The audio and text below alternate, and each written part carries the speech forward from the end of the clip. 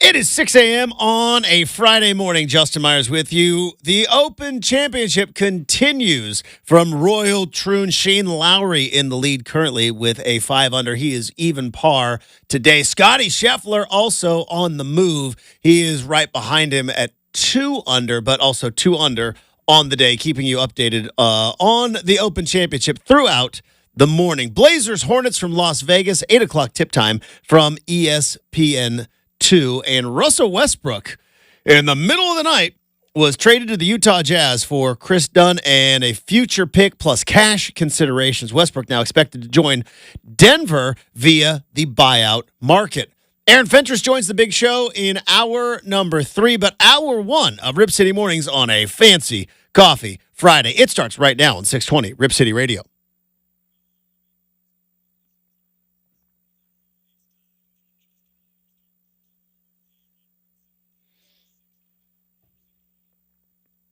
And a very happy Friday. It is RCM. I am your host, Justin Myers. Super producer Brenden is safely partitioned on the other side of the glass. Thanks for getting up early with us or staying up late. However you are rolling on this particular Friday. A lot of stuff to dive into on the big show today. Brenden, in his fairly new golf journey, is learning that the Open Championship can be a unique tournament to watch. Because as a golf fan, and as somebody who grew up watching golf, I understand all of this. And I think every golf fan kind of goes through, Brenden, what you are going through right now, which is I watch the majors. I watch Augusta. It's pristine. It is beautiful. There is no better setting in sports than Augusta National at the Masters, for my money. Probably, we talked about stadiums earlier this week and the top 25 stadiums in college football. I don't know if there is a venue in the entire sports world that I would spend more money on than to go to Augusta National and to watch the Masters. That's just me. Not an Olympics, not a Super Bowl. We'll see about a 12-team college football playoff. But for my money, the best setting in all of sports is Augusta National and the Masters. Pristine. And then you get the U.S. Open, which obviously is golf's toughest test, but still usually decent weather conditions. They kind of plan it out. PGA Championship is essentially, let's just see under the best possible conditions what the best golfers in the world can do. And then you get to the British Open or the Open Championship, whatever you want to call it. And you get to the British Open, and I have been used to seeing the tournament like this, whereas if you are, when would you say, Brenden, you first started getting into golf, caring who won, actually sitting and watching golf majors? Probably just the last 2 years, right? No, it was during COVID. I can't remember if it was the PGA that Bryson won or if it was the Masters that year. That was in, April? That was in October? November. I think it was, the Masters in November, yeah. Yeah, so it's one of those two in 2021 it would have been then. But I just remember it was like, hey, watch golf or there's nothing to do outside, can't go anywhere without wearing a mask. Ironically. So it was either watch golf or nothing really. Yeah, there was nothing to do, Justin. Especially around these parts. And so, then you kind of get into it. You start getting some play, and you start kind of figuring some things out. And like I said, it is kind of weird in certain tournaments, the Open Championship or British Open being one of them, where it's like, wait, how are the best players in the world not playing their best right now? And it's like, it's a different type of golf. You're like, well, that's a little bit weird. But I don't hate the leaderboard. I mean, it's weird seeing Shane Lowry's a great golfer, and he's been around for a couple of tournaments. Justin Rose, that's a name that kind of we learned from Cam Rogers yesterday about great scrambler. He knows how to ham and egg around the old link-style courses. You got Scotty Scheffler. He's at 2 under. He's there in the top 5. Who else is of note? Patrick Cantlay. Xander Schauffele is in the top 10 still. It's Schauffele just coming off the... What did he win? The U.S. Open. Believe Xander Schauffele just won the U.S. Open, yes. Or no, he just won the PGA. Bryson won the U.S. Open. Like he just coming off a win. Scheffler just won the Masters. Now we've got it dialed in. But this is odd, Justin. Like the leaderboard, you kind of explained it to me in our pre-show meeting, but it's way different than I expected. I mean, it is a little bit like when we talk about Team USA basketball, right? And how is Jaylen Brown not on Team USA basketball, right? And he was just the Finals MVP. And is it Nike? Is it a conspiracy? How does of all the Celtics to go and fill in for Kawhi Leonard, how is it Derek White and not Jaylen Brown? How does that happen? And I think Grant Hill was talking about it. It was like, we need somebody to do the little things. We have got dynamic scorers. We have got superstar. We need somebody to come in and do the little things because that's what these European teams all do. And not that America would have to play their style of basketball, but you have to be able to factor it in. This is kind of like that, but with golf. Do you know what I mean?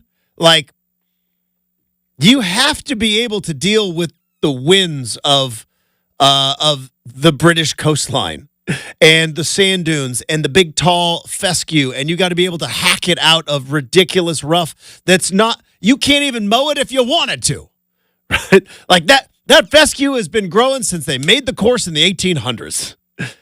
And get it out of these pot bunkers, these bunkers that you would never see on an American course. Unless you go to Brenden, right? It's one of the only places where you could actually get a feel is like you'd have to go to Brenden, Oregon and play at Brenden Dunes to get a feel of like what, and even then it's not even close. So yeah, it is a departure from the style of most American golfers, and really for that matter, just most of the top golfers in the world. Because even the top international golfers, right? I don't think John Rahm's not playing that well. Is he even like? He's down at the bottom too. Yeah, he's down at the bottom too.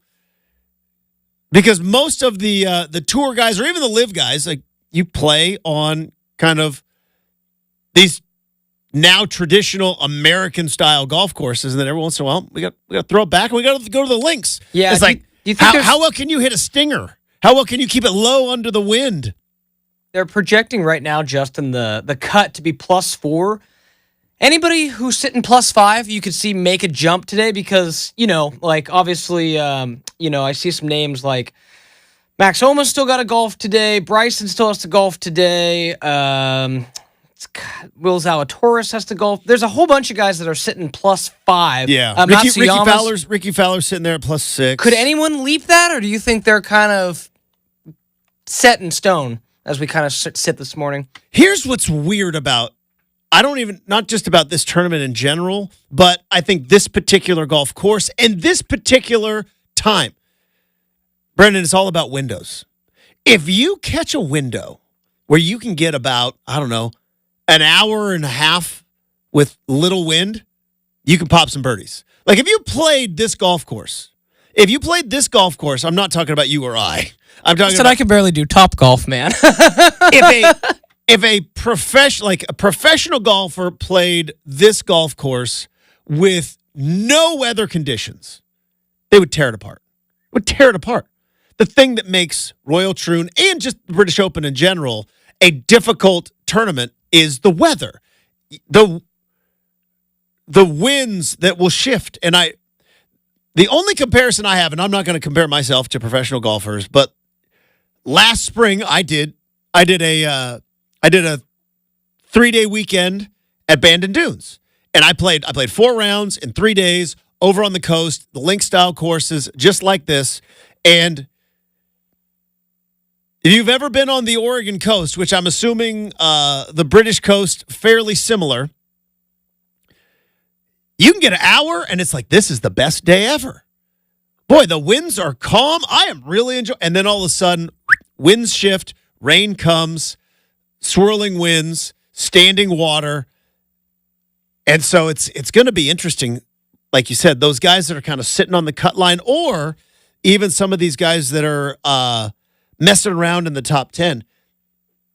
If you can catch a 30, 45-minute window where maybe the wind isn't howling, you can make a couple birdies and make a run. Like, I was just curious because, like, is this a course where you'd be surprised to see some, I'm not even saying win, but just say one of these guys we've been kind of saying, ooh, tough start, maybe makes the top 10, right? Like, can that happen at a course like this? It can, but it all depends on the weather, which is kind of crazy. And it's also kind of fun. I don't know. I think it's kind of fun. But going back to our conversation we had with Cam Rogers yesterday, he was like, yeah, the weather, like the teeth hasn't even hit yet. Saturday, it sounds like the weather's going to be brutal, which they play through everything minus lightning, pretty much. Other than lightning, they play through everything. Yeah, that's what I thought. They play through everything because metal and lightning, not so great. Not such a good combo. Ben Franklin taught us that. Whoops. But the other part of it, though. And again, I am speaking it from an elementary level expertise when it comes to link style golf. But if there are some that like the rain, like, hey, get us as much rain as possible because that's going to soften up the course. Because in links golf, no sprinklers allowed. You don't water the course. And I talked about it yesterday. The Mother Nature is the sprinkler because you're on the coast. So if the rain comes and the course softens up, you can kind of make some shots. The problem is the wind. That's everything. And the wind shifts and the wind moves and it picks up and it dies down. And can you maneuver around that? We might see some scores in the afternoon. I hope so. But as we sit right now in the Open Championship, Shane Lowry currently even today. He's even par today. He's at 5 under. Most notable, probably Scotty Scheffler. He just missed a birdie putt, but he's right there in the top 5. I'm not going to give you a play-by-play of the Open Championship throughout the day. We got other stuff to dive into. Russell Westbrook's going to play for the Nuggets now? I mean, is there a more unique career path in the NBA than Russell Westbrook? A guy who was an MVP, averaged a triple-double for an entire season. Can't find a home. What does this mean for the LA Clippers? Are the LA Clippers selling now? So we may dive into that with some NBA news and notes. We've got Paul Feinbaum versus Lane Kiffin at SEC Media Day. We're going to play that for you in a bit. Blazers back in action tonight in Summer League. Bronny was in action last night, which got the internet all a chatter. Plus, some interesting bets. So we'll talk Blazers, Klingen. What do we want to see from the Blazers tonight? And I have a Bronny question. Next on 620 Rip City Radio.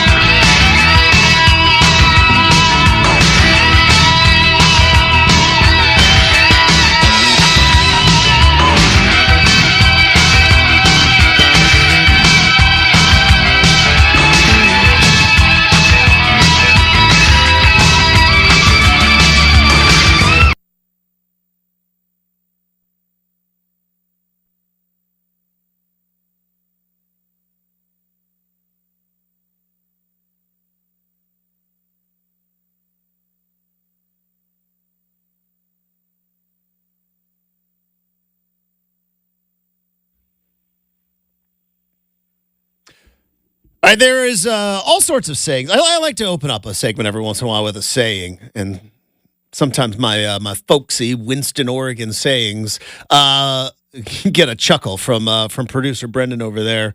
I think one of your favorites is "Not my pig, not my farm." Use that all the time now. Oh man, I heard another one. Like things are going bad. It's like, well, you know what? My wife loves me. My dog don't bite. So as long as that's going, I heard that one the other day, and I looked at Kelly and I'm like, oh, I'm definitely using that one. That one's definitely going in the repertoire. But there's a lot of references, right, to the power of money, right? It is money talks and let's say baloney walks. Put your money where your mouth is. Because we do a lot of things where we give opinions and we give thoughts and we'll say a couple things. But, you know, what it really comes down to it is, are you willing to risk it? Are you willing to give up some cash? Because again, another quote, this time from the Wu-Tang, cash rules everything around me. Cream, get the money. Dollar bills, y'all. Why am I talking about this? Well, the biggest name in NBA Summer League is not Donovan Clingan, and it is not Risa Shea, as we have learned his name. It's not even Alex Sarr and his 0 for 15 performance as the number 2 overall pick. No. The biggest name in NBA Summer League going on right now, it's not even Reed Shelton, who I think is probably having the best Summer League, wouldn't you say? It's Bronny James. Bronny James is the topic. He's the guy he's the player who is moving the needle. And while I have talked multiple times on this show about, is this the Emperor's new clothes? Am I the one going crazy here? Am I being gaslit? Am I missing something here with Bronny James? Turns out there are people that are just, for whatever reason that I do not understand, fully bought in. And why did I bring up the whole money thing? Well, according to ESPN Bet and BetMGM, more bets have been placed on Bronny James to win Rookie of the Year than any other player at multiple sports books. ESPN Bet, Brenden, care to guess the percentage of bets for Bronny James for Rookie of the Year? This is for all bets coming into ESPN Bet. For all bet, which again, 70%. That was way too high. No, it's 25%. But I would think 10% would be incredibly high because he's not going to win Rookie of the Year. 1 in 4 bets are placed on Bronny to win Rookie of the Year. BetMGM reports taking a $1,000 Rookie of the Year bet on Bronny at 250 to 1 on July the 6th. DraftKings says that only Edie has attracted more wagering than James in the Rookie of the Year market. You think Edie's going to be any good? He's stepping into a team that's going to have him. They're going to compete, right? So, I think he'll be a starting center on a solid team in the West. I would like to think that Donovan Clingan could be in the mix for Rookie of the Year, but I don't think the Blazers are going to win enough. We talked about that yesterday. I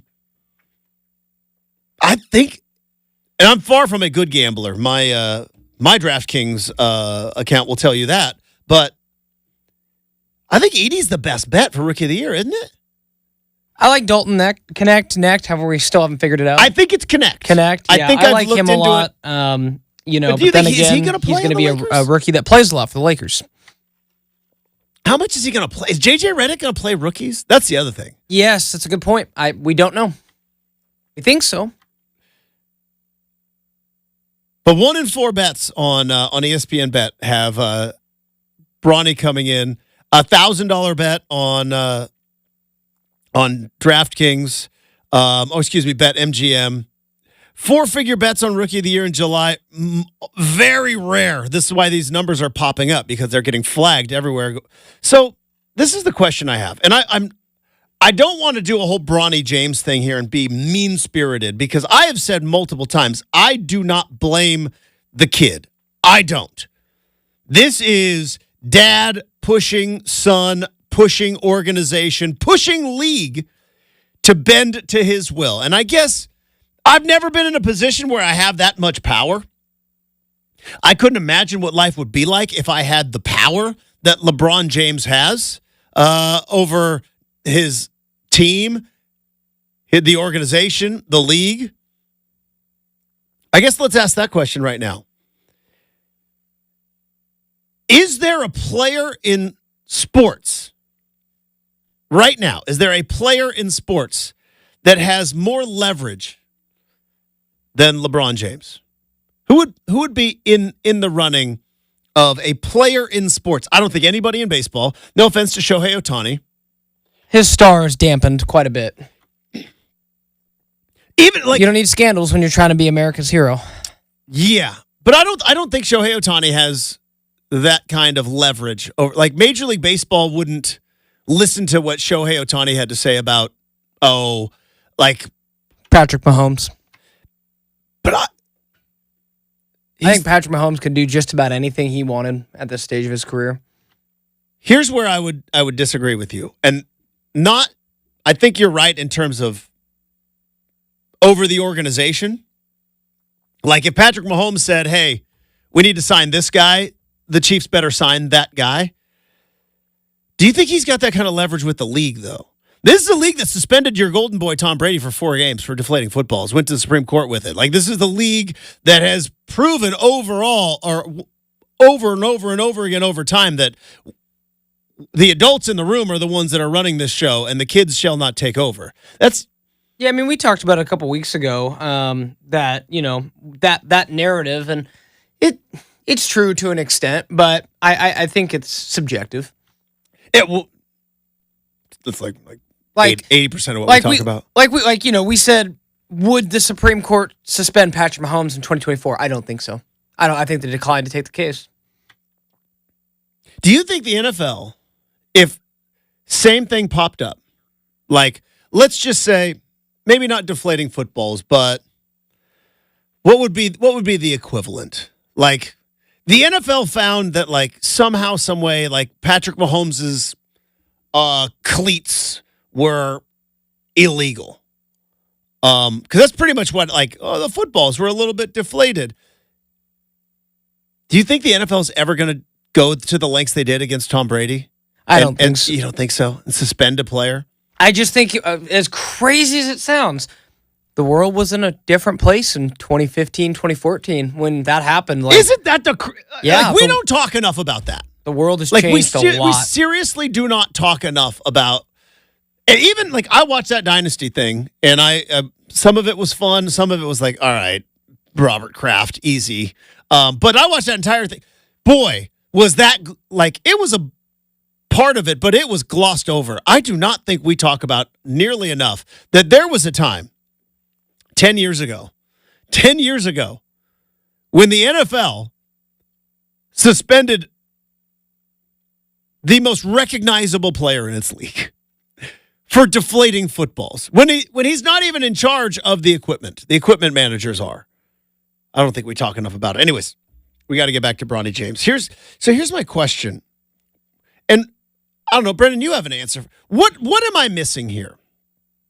I understand that there are LeBron James fans, and that LeBron James fans, much like me as a Michael Jordan fan growing up, cannot be told here nor there that they are wrong about their superstar player. I get it. I'm one of you. What is the obsession with LeBron James's son? Even beyond an organization acquiescing to their superstar player to draft him and to use up a draft pick on him. But we saw the numbers for USC. USC attendance, both at home and on the road in the Pac-12, through the roof. Arizona's the only place that had better attendance numbers than USC this year, and Arizona crushes everybody in terms of basketball attendance in the Pac-12, former Pac-12, RIP. We saw all those videos of people lining up to watch like USC or non-conference game against, like, I think it was like UC Santa Barbara or something. Tickets for USC games going higher. Like Caitlin Clark, I get it. Caitlin Clark's a phenomenon. She's the all-time scorer in women's NCAA basketball. She shoots threes like Steph Curry. She may drop 40 on, like, Caitlin Clark, phenomenon. I get it. And for those that maybe aren't the biggest women's basketball fans would be like, yeah, I got to see that. That's what's... Brenden, I don't get the obsession with Bronny James. What am I missing here? Is this just the youth that is lost upon me as a grumpy old man? Because I am as big of a Michael Jordan, Tiger Woods, Ken Griffey Jr. fan as you are ever going to find. Grew up loving all of those guys. Posters on the walls. I would never care about their kid. Like, if Tiger, like Charlie Woods, it's kind of a phenomenon, but if Charlie Woods ends up being an okay golfer, I'm not going to care. I'm not going to sit here and full-throated say, the Masters should allow Charlie Woods to play. Like, I don't understand the obsession with Bronny James, even from LeBron James fans. I don't get it. So I don't quite get it the same way, and this is the best example I can come up with as I've sit here and tried it, because it's kind of unprecedented. But one that hit home close to me, Justin, is me being a quote stan. There was a little bit of a hiccup when he was here, but like it's kind of like me, I think, really liking Gary Payton II when he's not as good as his dad. Like, that is absolutely established. Yeah. I love GP2, but he ain't Hall of Famer, Defensive Player of the Year. Got it. Right? So my thing is like, I think I compare the two because It's a fair comparison. talent-wise, Bronny and he are probably on the same wavelength. Like, Gary went undrafted. Bronny should have if he wasn't LeBron's kid. Gary had to toil around the G League for 4 or 5 years before he got a spot, then was an end-of-the-bench guy for a good chunk of time, helped win a championship with the Warriors, all those things. Now, Call me crazy, but I think GP2 is head and shoulders above where Bronny I'm just is. trying to be nice. I know what you're doing. It's a good comparison. In this argument. But I think GP2 is like, he was the best player on the Beaver team that went to the NCAA tournament. This is true. Bronny was the fourth at best player on a team that stunk. And I don't want to take anything away from GP because he like Justin said, carried Oregon. They don't go to the tournament without him. No. And that's 30-some years without tournament. But I just, like, the whole time, like when I was a student there, and then was when he was there, and you'd see, Gary Sr. come to a lot of games, and there was never like like, Gary Sr. would talk to us sometimes. I would be like, yeah, my son's got a lot of work to do. Like, he was a tough love kind of dad and, like, those kind of things. So I think that LeBron has put this, because he's had this narrative, Justin, for, I want to say half a dozen years now. I'm playing with my kid. My kid's going to be great. My kid could dominate this locker room today. Yeah. All these narratives, all these things have just built it up to where it's like, now...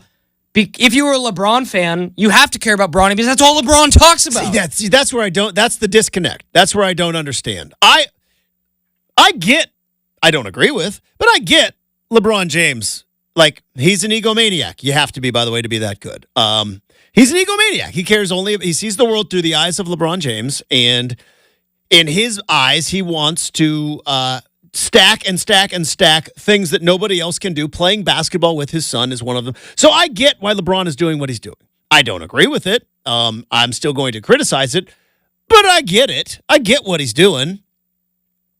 I do not understand the people on the internet, and maybe they're just bots. I don't know. But I do not understand the people on the internet who are full-throated defense of Bronny. Like, I saw some stuff last night, because what did Bronny do last night? 14, I think. I think it was 14 and some change on the side. Maybe that was yesterday or 2 days before. But there were like, it's like, oh, where are all you haters now? And it's like, okay, why do you guys care so much? And maybe it's just a defense against Because there's a funny thing we do. Topic comes up, we react, right? Then there's a reaction to the reaction. And then if it's a really good topic, like Caitlin Clark or like Deion Sanders, and then there's a reaction to the reaction to the reaction, right? And that's kind of where we're at with Bronny James. Because the dad part of it I get. Yeah, LeBron wants to play with his kid. He wants to do something special. And not because he cares. Well, I know. I believe mostly because it adds to his ego. It adds to his legacy, which I think LeBron cares about more than anything else. I don't think we've ever seen a basketball player so obsessed with their own legacy than LeBron James. Right? I want my darn respect. He didn't say darn, but it's 6:30 in the morning. Remember, he's in the bubble. He's like, I want my respect, too. It's like, oh, who doesn't respect you? Like, you're chasing down a ghost. He even said that. I think I'm chasing ghosts. Like, yeah, you're never going to be Jordan. You're never. To me, you're never going to be. To some people, you are. To me, you're never going to be. But he is obsessed with legacy. And part of that is, well, I can do something that Jordan never did, and that's play basketball with my son. Be that as it may. And I get that. I don't agree with it. I don't get the LeBron army, like the Swifties or the Beehive, right, that keep coming up every single Bronny James game. That I don't get. Yes, Brenden. Just to that point, I mean, it continues to fascinate me that, somebody who, to quote Dan Lanning, hasn't really done a whole lot. Well, and that's why I talk about... we're getting excited over, 2 games for Bronny. I mean... What was the appeal of, the attendance at USC games? Because you saw the videos, right, of the kids lined up. Did they think maybe LeBron will show up? I don't know. This whole thing, and I'm trying not to be critical about it. I'm trying to maybe have a conversation with myself, which I do more than I care to admit. We've never seen an obsession. Maybe the Charlie Woods thing is coming, and it might be. Maybe, I've talked about it multiple times. It's hard watching Tiger Woods shoot 14 over, which I just watched him do this morning. Right? It's hard because that guy is so special to me as a fan growing up, and to see him shoot 14 over and to know that it's over. Jordan, other than a little blip with the Wizards, he hit the shot, won the championship, rode off into the sunset. John Elway wins 2 Super Bowls, calls it a career, rides off into the sunset. It's hard watching our heroes not be what they once were. And I'm wondering, do you think there's going to be, I know it's not going to be me, but do you think there's going to be, because there's loads of Tiger Woods fans, golf fans, just hanging out there who are now going to shift their obsession to Charlie Woods? I think so. I mean, why would you, in that case, that's kind of cool, I think. No, to me, if Charlie Woods turns out to be a competitive golfer, yeah. I am with you. It's kind of cool. I wonder, though, if there are fans who are like, well, I can't watch Tiger, so now I obsess on this. And I wonder if there's LeBron fans who are like, look, LeBron's not going to play forever, so now I just obsess on Bronny? So I can extend my youthful fandom? Yeah, totally. I'm trying to psychoanalyze people I don't know. But does that make me a hypocrite to say I'd like to see Charlie Woods play, and I don't really care to hear about Bronny anymore? I think it kind of does a little bit. Here's where I stand on that. I would like to see Charlie Woods play golf at a high level. I am not going to, if he's shooting 10 over, start saying, you guys don't understand. It was this, it was that. It was like, he shot 10 over. He doesn't get to make the cut today. Whereas Bronny is like, he scores 4 points a game in college. Well, he gets to be a second-round pick. All right. For the most part, SEC Media Days was firework-free until yesterday. Feinbaum, Kiffin. Was it heated? Was it jovial? Funny exchange between the head coach of Ole Miss and the radio broadcasting legend. We'll play that clip and continue our countdown to kickoff on campuses next. 620 Rip City Radio.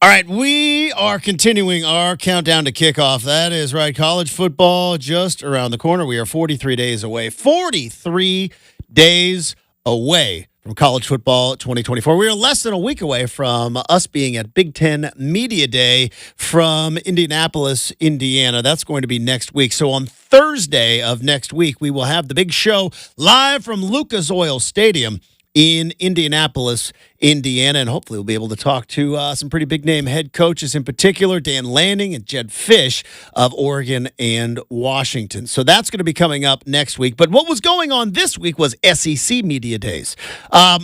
Quick history lesson, by the way. SEC was the first of the conferences to do this.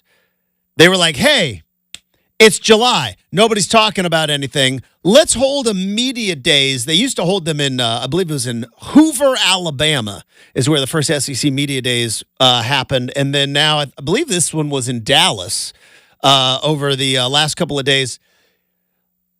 Somebody would say something. Some coach would say something. Usually back in the day, it was Steve Spurrier would say something. And all of a sudden,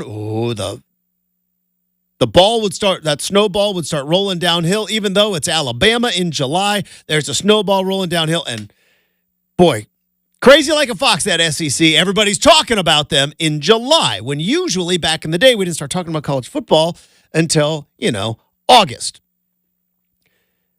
Now the coaches are a little bit more buttoned up, and it is commonplace to have media days. Every conference has them now. And we hadn't really had that firework moment. Well, oh boy, did we have one. I believe this was this yesterday? Lane Kiffin, head coach of the Ole Miss Rebels, their top 10 team projected to make the playoff. One of the best offenses in all of college football. Is that Jackson Dart? Is he still their QB? I think Jackson Dart's still their guy there, former USC quarterback. But obviously we know the history of Lane Kiffin.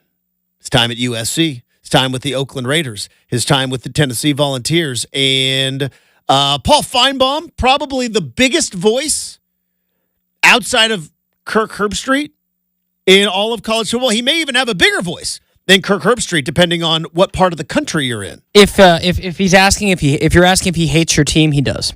Yes. In the South, nobody wields more power than Paul Feinbaum. And but at least he's consistent. He criticized everybody. So back in the day, he was on ESPN. He was saying some things about Lane Kiffin. And as the kids say, Lane Kiffin kept the receipts. Yes, Brenden. And to that point, Justin, when I saw this yesterday, and give everyone some context, I remember exactly where I was when this happened. Do you? I was watching College Game Day. I'm pretty sure if I wasn't watching College Game Day, I was probably getting ready for an Oregon pregame. Oh, no, I meant that night when he is let go on the tarmac. Oh, yeah. Yes. Oh, yeah, definitely. Yeah, I was doing like one of those moments in college football I'll never forget, but yes. That, I 100%. But I also remember when Paul Feinbaum essentially called for his firing on College Game Day, and Lane Kiffin kept the receipts. Here's a interesting exchange between one of the biggest voices in college football and the head coach of Ole Miss. I'll steal your line, but I was going through a deep depression over this incorrect guilt that you tried to lay on me, which preceded that move. Had something to do with Southern California. Oh, yeah. When you got me fired at USC. I got myself fired at USC, but you didn't help. It's a better story if I got you fired. You really did. Because it is a true story that the athletic director and the president were on that trip. We were playing that night. And you were on College Game Day, and you had to make your big splash, and they were watching it, because I know the other person in the room that was watching it with them, and you said what a joke I was, and I'm the Miley Cyrus of college football coaching, and I should be fired, and they looked at each other, and later that night I was fired. Yeah, by the way. But hey, look what happened. I would have never got to work for Coach Saban. All these other things wouldn't happen, so I appreciate you for helping getting me fired. Thank you. Look at what you're doing today. You're predicted to go to the playoffs. And look at Miley Cyrus. She's had a nice comeback. So too. you're wrong on that. I mean, you put me down with that. So really, I don't really know what you're good at. Like you predicted that Coach Saban was done. That didn't happen. You basically said Miley Cyrus stinks, and she's still going. So there's the exchange. Real quick, just for funds, we need to open up the, what is it? On campus, let's go. That was my fault. I should have called for the on-campus music, but all right. Here's my question. It's tough to tell with Lane Kiffin. Brenden, it's tough to tell because he is so deadpan, and he has a weird sense of humor, I would imagine. I don't know. I don't know the man. I just know the guy on TV. But you remember certain things because it had to irk you at the time. I know he was playing it off as a joke, but I think that had to be real satisfying for Lane Kiffin to be able to sit there right to Paul Feinbaum's face, and to Paul Feinbaum's credit, right to Lane Kiffin's face. This is the exchange we need more in sports. Stop being such cowards and stop being such whiny crybabies. Probably was a little bit upset at the time, but had a good perspective that I would have never worked for Kiffin. I wouldn't be where I'm at. And Feinbaum is like, yeah, I might have been a little bit wrong on that one. Definitely was wrong about Miley Cyrus. That one, 100% true. So I love this exchange. We need more of this. I think Kiffin was so young and respectfully kind of over his head with USC at the time. And, you don't blame USC because they saw it. They just were literally, they tried so hard to recreate Pete Carroll in the aggregate, Justin. They go, oh, let's take our former quarterbacks coach from then. Lane Kiffin, youngest NFL coach ever, left Tennessee, all that stuff. Just too young. Didn't quite have enough yet. Well, then they went to Sark. Sark, offensive coordinator, way more established as a head coach. As it turns out, he had some other issues that he needed to work through in L.A., and then that was bad. Then, they go like, all right, let's go Clay Helton. That didn't work. I mean, but USC just stumbled over themselves for so many years. Well, and here's what's interesting. If USC was ever self-aware, if they were self-aware, they would have been like, all right, we are on probation still. Lane Kiffin is working with, at one point, 20 and 30, because they lost 10 scholarships a year, and at the worst of it, they were at 30. So the whole college football world's at 85 scholarships, and USC was working with 55 scholarships. And yeah, they had a couple of down years. If USC was self-aware, what happens if they say, you know what, we're going to ride this out. We're going to let Kiffin just kind of learn on the go. But instead, they let a hot take on a pregame show help determine that. And this makes me wonder, I've always said the best part about my job is I could say whatever I want about the Blazers, about the Ducks, about the Beavers, I could say whatever I want. I'm not blocking, I'm not tackling, I'm not shooting, I'm not passing. I have never caused a player to miss a tackle. I've never caused a player to miss a shot. And vice versa, I've never caused a player to make a play. I get to just throw out my opinions, and I don't have an impact on the outcome of the game.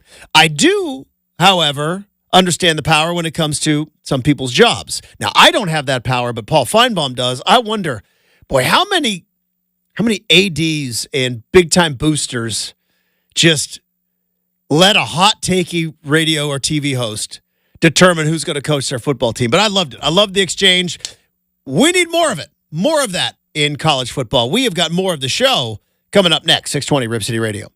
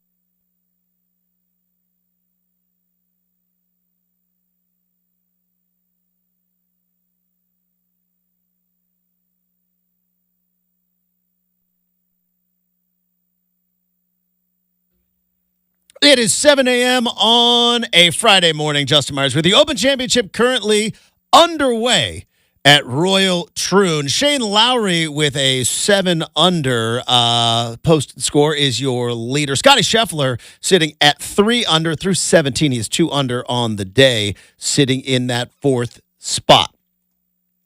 The Blazers and Hornets from Las Vegas tip off at 8 o'clock in Summer League action. That's going to be on ESPN2, also ESPN Plus for those who subscribe. And Russell Westbrook, the former MVP, has now been traded to the Utah Jazz for Chris Dunn, future pick, and cash considerations. Westbrook is expected to now join the Denver Nuggets via the buyout market. Aaron Fentress joins the show in hour number 3, but hour 2 starts right now on 620 Rip City Radio.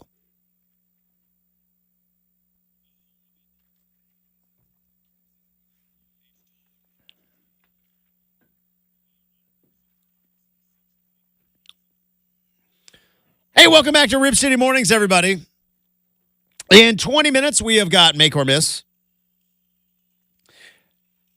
In 45 minutes, it's Hot Take Friday. I have got a hot take. Brenden, you're not going to like it. I'm just going to tell you right now, you're not going to like it. I hope it doesn't affect the rest of the show. It's nothing personal, but I know you. We sit here, we talk and hang out for 3 hours every single day. You sure it's worth mentioning? Knowing that? I think I have a duty to do it. I think I have an obligation to the listening audience. Let's just say it involves a TV show that you and I both watch. So I have some thoughts.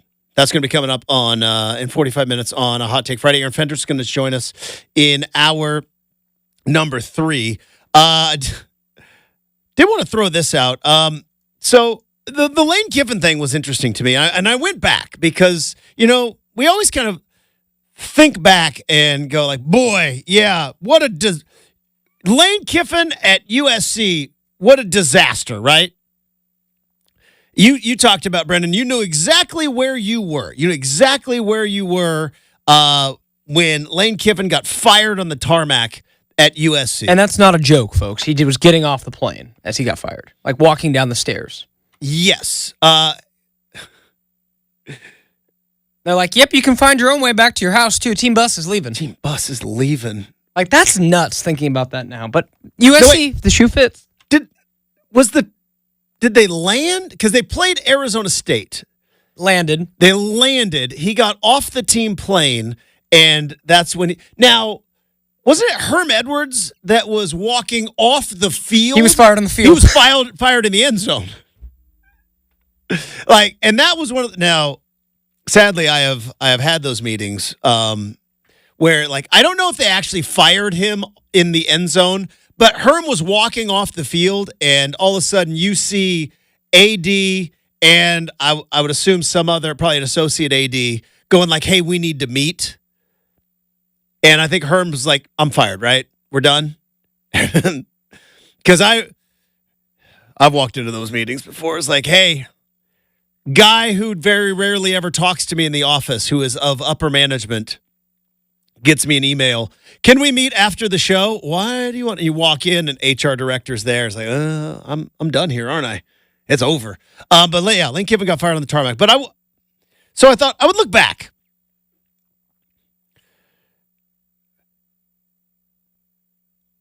Brenden, any idea, any guess as to Lane Kiffin's record at USC? For context, he coached 3 full seasons and then was fired 5 games in to his 4th season.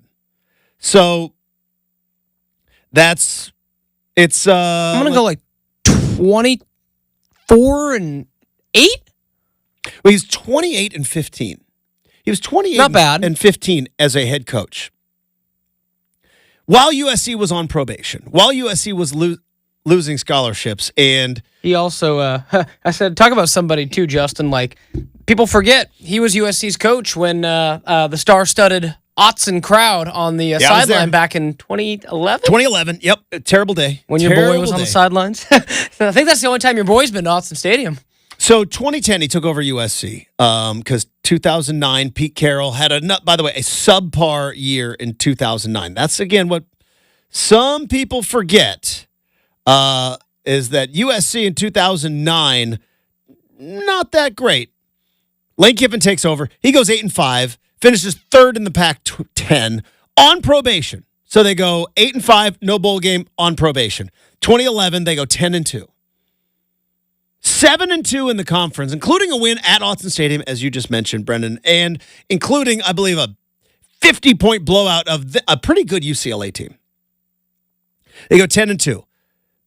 They get off of bowl probation, but are still down a bunch of scholarships, and inexplicably, because remember, Matt Barkley was coming back, inexplicably, Sports Illustrated and the AP rank them number 1. Worst thing to ever happen to Lane Kiffin. They go 7-6 that year, including a really bad loss to Oregon. I think that was the game where Kenyon Barner went ballistic. 62-51, and it wasn't even that close. So when you and then they go 3-2, 0-2 to start off the conference. They lose to Arizona State. He gets fired. So I was looking back. What do you think about a coach in this situation, Brenden? What about a coach that first year 8-4, second year 10-3, third year 8-5, in conference 5-3 every year. So 15-9 in 3 years in conference, 8-4, 10-3, 8-5. Would you put that coach on the hot seat? No. And let's just say a high-profile university. Would that coach be on the hot seat in a big-time football factory place? He might be. And there are places where 8-5 is not going to cut it. Like this year, for example, and I don't mean to say it, but just right here, like if Dan Lanning and Oregon go 8-5 this year, oh boy, like what failed kind of a thing. Like, so right or wrong, that's still what USC's expectations are. So think about it. In 3 years, 15-9 in conference. That's Nick Saban at LSU. Nick Saban at LSU. Now again, he went 8-4, 10-3, 8-5. Next year, won the national championship. Next year, won the national championship. So it's just interesting because now I think you can have a direct correlation to when social media came into our world, and also because with social media came more and more and more media, and when the internet became more prominent in our lives, when smartphones came into our phone to where internet wasn't just a place you went at the computer, it then came to your phone, which, that was about, when was the first iPhone? 05? 7, I think. 07? When was the first time you got internet to your phone? Were you 2012, 2013? Yeah. Because I think you can put a direct correlation, like coaches and the patience being lost with college football coaches and phones getting the internet. I don't have any proof, but I'm looking at, like I said, I'm looking at Nick Saban at LSU. He was 8-4 in 2000, 10-3 in 2001, but went 5-3 in conference. Then goes 8-5, 5-3 in conference. Brenden, when was that Oregon State painful loss to LSU? 2003, and Nick Saban, where's it? 04? I think it's 03. Yeah. And it's when Oregon State should have won that game. Should have beat Jamarcus Russell. Should have beat the other dude who's on ESPN. Marcus Spears, right? That team was pretty stacked, and maybe it was 04. Yes, it was 04, 22-21 in overtime. And if those Beaver fans remember, Justin, if you add up the extra points that were missed, you win that game. So let me ask you this. Let's just play a fun little game. Because we look at Nick Saban as he is. Right? That's the greatest college football coach of all time. Fair to say? Oh, to a total. Yeah. So totally. Nick Saban's greatest college football coach of all time. Let's play my fun game, which is what would happen if he just won the national title in 2003, I believe, and then comes back. They were the reigning champs when Reigning they played champs. Oregon State. Yeah. That's what makes it so much like, oh, I was only 7, Justin. I can still remember watching that game on TV, as crazy as it sounds. Now, what happens if, is it Alexis Serna? What happens if Alexis Serna makes that kick? Now, again, they go to overtime, no guarantee, but he missed, what, 2 of them? 2 or 3. 2 extra points? 3 extra points? Might have been 3. I don't know. I don't want to throw him too far to the bus, but yeah, there were more than a few misses. What if Oregon State wins that game? That puts LSU 8-4 again in 2004 with a loss to Oregon State at home. That would have been bad for their program. Like, and Oregon State was right there. Like, again, from what I remember, and I'm sure there's some Beaver fans listening in their car going, yep. Like, from what I heard, Oregon State gave it away more than LSU. They did. I was watching that game with 2 friends who were Oregon State alums. They were losing their minds. That's all I remember. Is They like, were also very much throwing it in my face because obviously I thought they were going to get destroyed. Because I'm right there. Like, what happens to Nick Saban's career if they don't win that game? Because Yeah, I mean, LSU would they have just won the national title. I understand that, and it's like that. But take it a step further. 8-4, 10-3, 8-5. If he throws up another 8-4 year, does he? I mean, he ultimately then would, after that season, would take the job with the Miami Dolphins. But again, you go back and start looking at these coaches and the years that they got fired, and like Kiffin was 28-15 at USC. You would think if you go back, you go, what was Kiffin's record at USC? Like, he must have had a massive losing record. Like, never had a losing season. He was 3-2 when they fired him, and was on probation the entire time. Phone goes in the pocket, internet comes right to it, and Paul Feinbaum says, Lane Kiffin's the Miley Cyrus of college football coaching, and then the internet just goes blip, blip, blip, blip, blip, blip, blip, blip, and all of a sudden, boom, now you're fired on tarmac. So that must have been back when Miley was in her, how do I say this, extreme dancing phase? Yeah. Because I think so. Yeah, I'll just leave it at that. Leave it at that, because now it's like bigger turnaround from that moment. Miley Cyrus or Lane Kiffin, the way we look at them. From that moment to the way we look at them now. Probably equal, to be honest. Like, it is. Miley pirating the USA's back, man, and we all like Kiffin now. Pretty remarkable So turnaround it for is. both of them. All right, coming up next, we have got the Friday edition of Make or Miss, 620 Rip City Radio.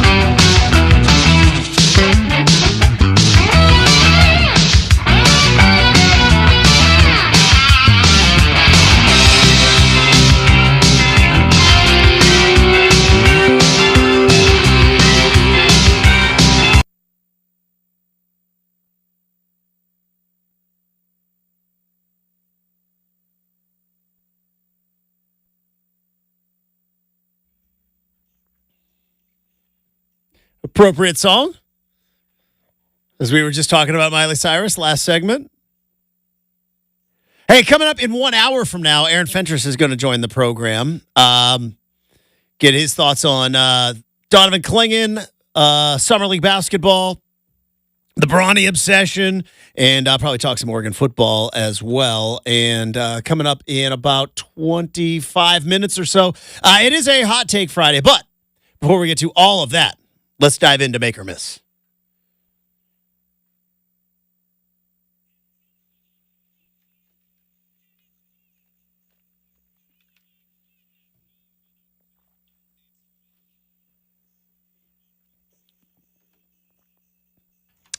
All right, firing up Make or Miss here on a Friday, Justin.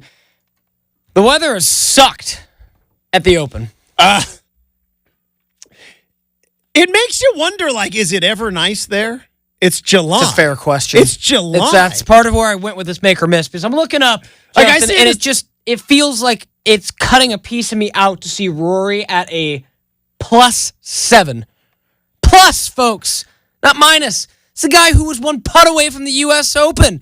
What, 3 weeks ago? Yeah. Clearly the weather has just, murdered everybody there. Except for Shane Lowry. Yeah, I just... And Shane Lowry, though, kind of a heftier dude. Maybe he's built like, he's got that, he's got the big bones ready. He can handle, like, the weather.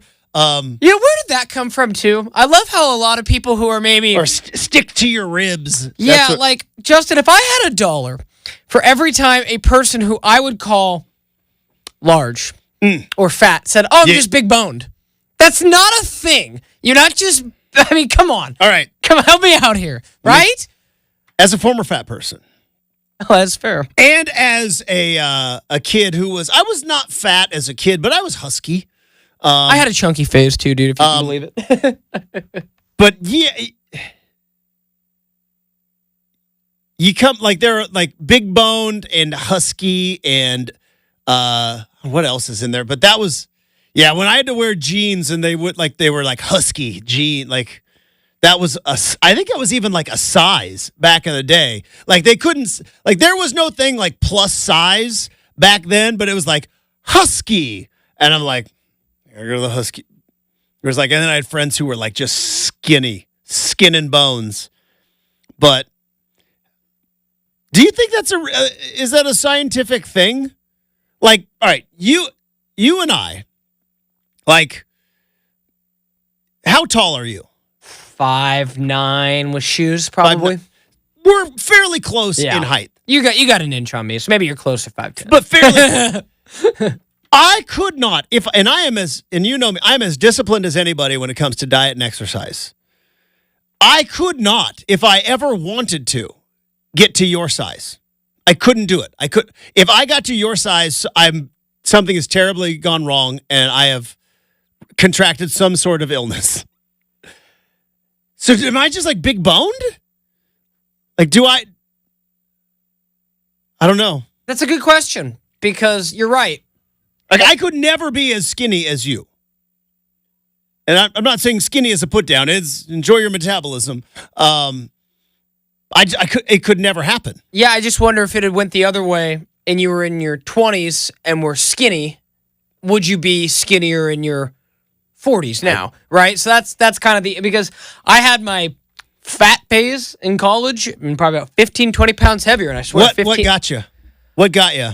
Was it the Hot Pockets? No, I think it was the sugary alcohol because I don't really go out and drink as much as I used to. I mean, you're talking Friday, Saturday nights at Impulse, Justin. Dude. Vegas bombs. And many Vegas bombs. Vegas bombs. Like literally dropping that Crown Royal into that Red Bull and Lord knows what else was in there. Is that what Vegas bomb is? Is it the Crown Royal in the Red Bull? Yeah, you put the shot of Crown Royal in the cup with the schnapps, Red Bull, and something else, man. We would do like at least 4 or 5 rounds of those in a night, man. Well, the amount of sugar that was in that. Well, and the amount of caffeine that is in that. Well, I mean, Justin, that's when I learned. That's when I learned how to stay up till 4 or 5 o'clock in the morning, man. So that's how old I am, though. I was around. I was of drinking age, of the going out to the bars age when Red Bull first got introduced. It did not exist before, I want to say, what, 02? 01, 02 is probably when Red Bull became it was out there. It existed, I think, in Asia for a long, long time, but we never really had energy drinks until about 01, 02. And then we would go out, and these bars were like, hey, you want a Red Bull vodka? And I'm like, sure. And you drink one, and you're like, I feel fantastic. This is the best. I shall continue to drink these all night long. And then all of a sudden, you're like,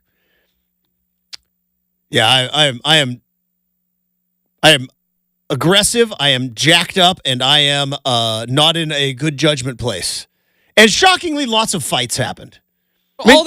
Just in general, fights happen at bars on Saturday nights. But then you introduce Red Bull into it. Oh, yeah. So all that to say, I think that was a large, because I just, I've said this forever. Justin, you have a very different opinion on this than me. I hate drinking alone, so I hate drinking at home. I don't drink at home. Like, I don't, because I don't want to sit there and just have a glass. Like, it's just not fun for me to drink. Whoa. Unless I'm out. Let's clarify real quick. I am not pro drinking alone.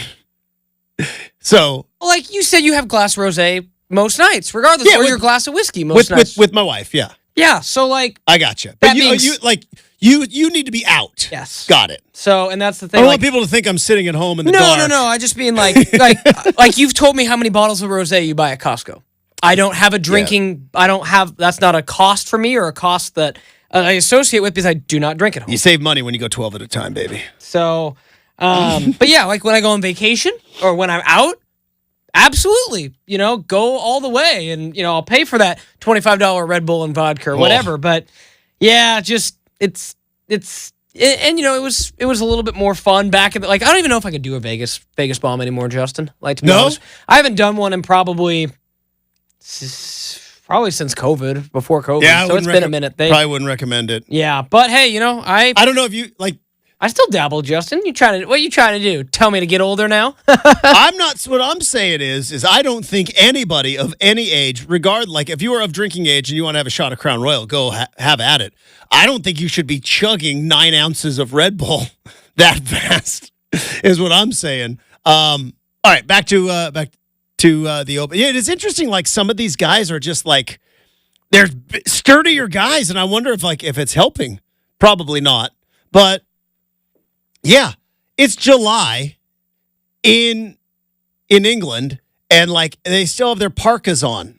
Now, there's a couple of short sleeves out there, and I wonder if that's like, have you ever gone to like the Midwest and you see like it's 58 degrees and they're wearing shorts because they're like, yeah, it's springtime, it's balmy. Like that happens. I wonder if that's what's going on there. But yeah, it looks absolutely miserable from a weather standpoint, and I just wonder. Like, what is the weather ever nice at Royal Troon? And if the weather's never nice, why do people live there? Well, again, if there's one thing, and this is a really silly thing, but if there's one thing... I know the rain gets me, but it's beautiful today. I live for this. If there's one thing that I learned from watching Netflix's The Crown, it's always very gray and dull in England. Very gray skies. Not a lot of sunshine, it seems like. A lot of gray.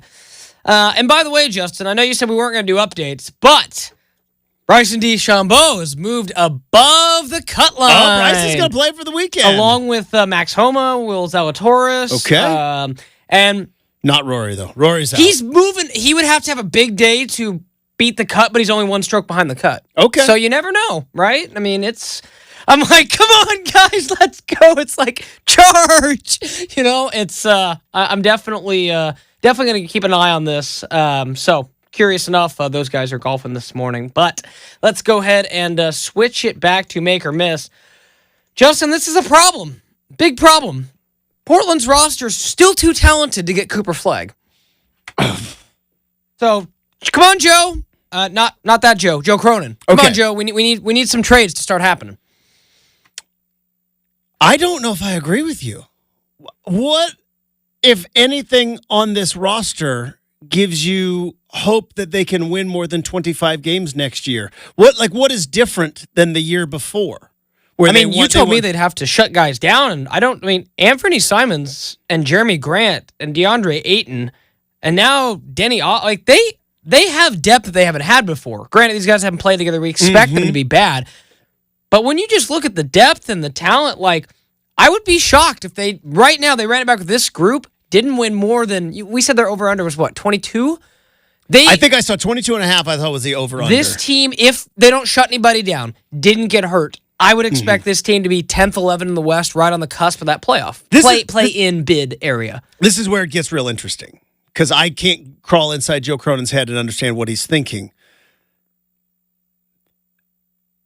Are they going to, because it was clear last year, that anybody got a hangnail 2 weeks, right? Because any player of tradable value you could not have hurt. So you're not going to push through any nagging injury, and that's how you get Malcolm Brogdon with the longest running elbow tendonitis of all time, right? So you weren't going to push that. And then also, they knew they weren't making the playoffs, so the more that Anthony Simons stayed on the bench, the better, because the more ping pong balls you have, and they were able to move up and get Klingon, which sounds like he was kind of the guy that they wanted all along, unless they maybe got a chance at Ricochet. But so are they going to have that same mentality next year? I guess I agree with you. You're not going to get Cooper Flagg if this team is healthy and this team is trying to win. Like, I guess, are they going to do that? If like DeAndre Ayton, like they're just jams the thumb, is he getting shut down for 2 weeks because 2 or 3 losses? There are just still too many solid veterans to contribute to what needs to happen next year. And I saw before, like right now, just the biggest problem is, and you said this forever, Scoot needs to start. Scoot cannot start until Anthony Simons is gone. Or vice versa. Then, if you do, and I said before, and maybe this is something that needed to be broached with him, you're still going to pay Anthony Simons money, but can you sell him on being the most expensive sixth man in the NBA? By the way, I saw something yesterday, and it's going to talk about what you were just mentioning there. I think it was Forbes, a guy from Forbes, put like projected roster and had essentially Scoot Henderson coming off the bench. And I'm here to tell everybody. You said last year you can't do that. You can't do that for a multitude of reasons. One, you ever want to get this team back to the playoffs, Scoot Henderson has to be your best player. Has to. No ifs, ands, or buts about it. No, I'm sure I might be missing someone. But very rarely does a guy who you need to be your best player going into year 2 come off the bench. Yeah, I mean, doesn't happen. Those guys start and they play. 3, perception, or just from a PR standpoint. This is a guy who you tanked for. This is a guy you drafted knowing that Damian Lillard was not going to be happy, and ultimately you traded Damian Lillard away for. And in year 2, he's coming off the bench. I don't care how good Anthony Simons is, that's not happening. And if it does, something has gone terribly, terribly wrong. So let's just put that out. Couldn't agree Scoot more. Anderson is your starting point guard next year. That's happening. And what's interesting is going to be, who is the 2 guard? Who is it? Is it Shaden? Because it should be. Or is Ant, and they're going to try to run a 3-guard lineup? Shaden can't come off the bench either. Year 3 of a guy you tanked for. Top 10 draft pick. You can't have that guy coming off the bench, right? If those 2 guys are coming, either one of those 2 guys are coming off the bench, something has gone seriously wrong with your rebuild. And I don't know how to shake it into Blazers fans' heads, because I don't know what drop coverage is, or what a Raptor stat is, but I can tell you how superstars work. They don't come off the bench. And if you want any chance of getting back to the playoffs, Scoot and Shaden have to be stars. And they can't come off the bench in years 2 and years 3. This is a really This has been my TED Talk. Yeah, this is a really lazy example. And I'll just say that, preface it beforehand. The Blazers are not this team, but I look at it in the same context. Justin, before the Golden State Warriors got really good, right? So this is like back 2012, 2013. It was Steph Curry and Monte Ellis in the backcourt. Monte Ellis was a borderline all-star. Anthony Simons, 20-some points a game. A fan favorite. Boom. Anthony Simons. All those things. Then the Warriors circled the wagons and told their fans, look, this guy from Washington State, Cougar, who is, a great defender, bigger, and From Portland, Oregon. And like Kinda. molded to play the modern two. Did you know he played Little League Baseball with Kevin Love? Yeah, I did. Did you know that? And I'm not saying Shaden Sharp is Klay Thompson, but when you look at the difference between Shaden Sharp and Anthony Simons, He's got it. Like that's the guy you want him to be, though. right, that is 5 inches of height difference. Shaden is ridiculously more athletic. I think Shaden's ceiling as a defender is higher. So you don't want to relegate him to the bench, and I think very much like how the Warriors had to trade away. I know this is crazy. Monte Ellis actually averaged more points than Steph. Steph was not healthy. Steph was not in the lineup. The Warriors traded their best player for Andrew Bogut. Little did we know that was a move to create room, to develop. So my question is, or my thing is, I think you can run it with DeAndre Ayton and Donovan Clingan. I don't think he has to go. I don't even think that Jeremy Grant necessarily has to go. Big I love contract. Anthony Simons, but I think he's the odd man out in this. I really do. I've been saying it for months, and I know I sound like I'm kicking him out of town. And I love Ant, but you got to get the return, the man. Monte Ellis thing is a tremendous example. It really is. Nobody in Golden State wanted to get rid of Monte Ellis. They were sad, upset. But it worked. you want to make an omelet, you got to break an egg. You know what I mean? And that's what they always say. The best trades hurt both sides. So it's like, you know, I'll be curious to see what ultimately happens there. But okay, so getting back to the original question. I think you got to remove one player. Remove one of Jeremy Grant, Anthony Simons, DeAndre Ayton. You remove one, Matisse Thybulle.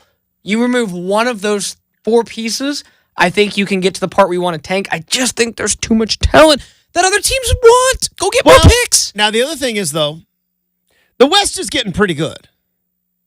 Denver's going to add Russell Westbrook, which we haven't talked about a lot today, but that's an interesting move. Don't know how much that's going to work. I guess if he takes on the don't shoot threes. But if he takes on the role he had in LA, which was I'll come off the bench and I'll be a spark plug, I guess that could work. Chance for him to get a ring for sure. But Denver's not going anywhere. Dallas isn't going anywhere. Dallas is going to, I think, kind of got better with Hartenstein.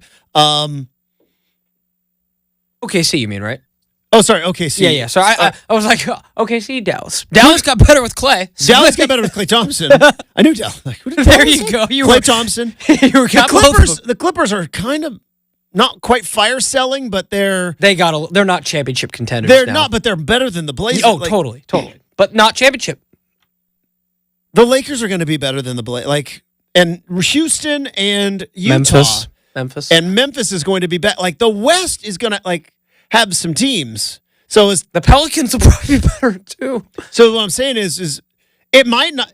There's some talent on the roster, and there's a lot of youth that I'm very excited about. But look around the Western Conference. Oh boy. So I don't think it's going to happen, Justin, but what if they just best case scenario, what if they started to win games? What would the organization, I don't know, just live in me with this bubble before we close out the segment. Like we saw when they lost to Marcus Aldridge and they surprised everybody the next year and made the playoffs. I'll say this, I'm 95% sure that won't happen. But basketball's weird. You never know. If they were good, would they completely abandon the idea of Cooper Flag, or would they start trading guys away? Guys get the nagging knee injury. Can we let Cooper Flag play a college basketball game too? Can we just I love do him, that?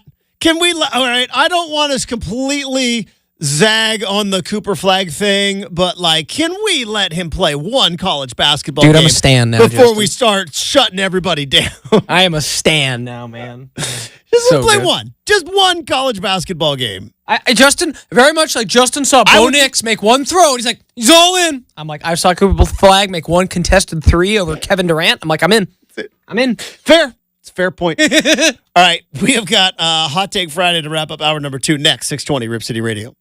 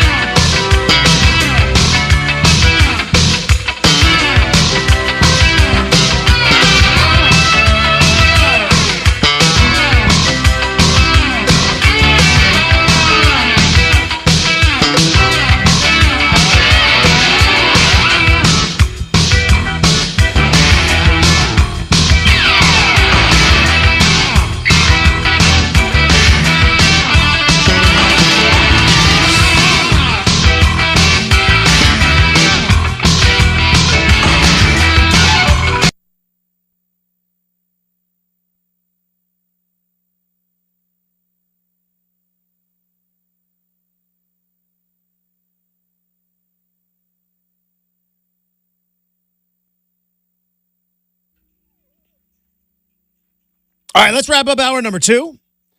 It is a fantastic Friday, weather-wise outside. Much better weather than what's going on at the Open Championship. It looks miserable over there. Shane Lowry, though, not affected. 7 under. Where's Scotty Scheffler? Scotty Scheffler, 2 under, 5 shots off the lead. He shot 70 earlier today, so continuing to keep an eye on not only the leaderboard, the cut line. Cut line's getting kind of dramatic. Who will be around to watch? I guess the cut line, though, not really. I mean, Bryson's going to play for the weekend. It'd be cool if Rory maybe puts a couple birdies in. He's just underway, I think, right now. He's got a shot. And gets back into it, but those guys aren't going to be in contention, though. Like I said earlier in the show, Joseph, it's just fascinating how many guys that you would have just pegged, like if you're going around, it's like, hey, I'll throw some money down on each guys that are near the bottom. Like I told you, Cameron Smith won this event 2 years ago. Yeah. Or maybe it was last year. Because remember, he won the event, then it was Live. They went right to Live, yeah. Yeah, and it's like he is 5 above the withdraw line, which is insane. Tiger Woods down there too. But, that's, like Justin said, unfortunately, that's to be expected. We need to get over this whole Tiger Woods thing. We really do. All right. I know that I joke that I expect every time I see him swing, I say, that's still the same swing. Maybe he doesn't have it anymore. But it's okay. It's okay. Let him go out and be an ambassador to golf. He's got a new clothing line he wants to sell. He's got to go to the majors. And I still think he can put a run at Augusta every once in a while. He's not going to win the U.S. Open. He's not going to win the PGA. And he's not going to win the Open Championship. And he's probably never going to win a green jacket ever again. But he might get into I think he can get into a top 10 run there at Augusta because he knows the course so much. Justin, how much money would I have to give you to do what they just showed on the screen, which is basically parasailing? There's parasailing going on over there. This is so windy. That's so ridiculous. You ever been parasailing? I have. I have not. I've never been parasailing. Yeah, I went in Hawaii. I went parasailing, or not Hawaii, excuse me, parasailing in Florida. Parasailed over the Keys. Mm-hmm. When you're that high up and you realize this rope that it jerks on quite a bit could just snap and you could just be off into. Yeah, but then you at least parachute down though. Well, and then you're in the ocean. Yeah. Well, eventually you'll land. How good of a swimmer are you? Pretty good. I'm an incredible swimmer. Yeah, I'm a good swimmer. I've always has been. Shout out mom and dad, put me in swim lessons at the Y very young. But I did snorkeling in Hawaii. This was before my wife got seasick on the snorkeling adventure. So I did some snorkeling, and they had these little flotation things, not life jackets, but I know what you're talking about. It looked like a life jacket, but it's not. I think it would be like what you would get on an airplane, Yeah, for sure. And there's if you aren't the strongest swimmer, you could. And Kelly turned to me, she's like, "Do you need one of those?" And I was almost offended. I love it. I said, outside of the captain and the crew, I may be the strongest swimmer on this boat. I was offended. I got to ask the same thing. Then I instantly get in the water. I don't snorkel all that often and nearly hyperventilated. But then I got myself under control. Okay, yeah. Because it's weird when you go snorkeling, or I've never been scuba diving, but... Would you do snuba diving? I would try it. I'd try anything. Yeah, okay. I've never been. Snuba diving was... But you know how it's weird... Because I think when they say this with scuba diving, you're supposed to sing a song as you go down because it gets you breathing. Because just your natural instinct, head goes underwater, you stop breathing. And that's what I did with the snorkel. And even though Captain Lynn was like, no, breathe like Darth Vader, and I didn't listen to Captain Lynn, and I nearly hyperventilated. But then I got myself under control, and I was like, I'm fine now. But no, totally. I was way overconfident, and I'm like, let's go snorkeling, dive in, and I'm shallow breath, and I'm like, nope. I'm like, dude, get it. I'm like, Justin, get it together. Yeah, you gotta get it together. Snorkeling can be tough, especially if your little headpiece isn't clean out of the water, and when you're breathing, you're sucking up water too. And the ones we got, they have some good ones. So there you go. The one where the water, they've got a two-way valve in the bottom. Yeah. That if you do get some water, it'll go through the two-way valve. That's good. But I was not breathing like Darth Vader, like Captain Lynn told me to. Yeah. And I started getting a little shallow breath, and then so I had to pop my head out, and I'm like, and I'm just questioning myself. I'm like, get it together. Yeah, man. I've never done scuba diving. It takes a lot of certification and effort to do. But when I was in Hawaii this last time, I did snuba, which is it's in the middle, right? The thing's above you. Yes, and you still have your regulator, you're breathing and. It was the trippy. Like, it took me about 10 minutes. Once I got over it, and they're like, all right, just blow out, and then you control your buoyancy with your breath, right? You blow out, you sink towards the bottom. That's so take a weird. breath in, and when I just sat there on the bottom, like, just explore, and I'm sitting there in like 15 feet of water, just sitting on the bottom of this reef, just being like, I'm breathing underwater. This is so unnatural for a human. And, I know, it's just weird. And I've had family members who are like, I could never do it. But yeah, I would highly recommend it, Justin. It's just a lot of fun. But then I was swimming like a champion out there. I was You're good out crushing it. there. Like But- Michael Phelps but out anyway, there in the middle of the Pacific Ocean. But- Yeah, so back to what you were saying. Well, basically was saying all of that to say it's time for Hot Take Friday.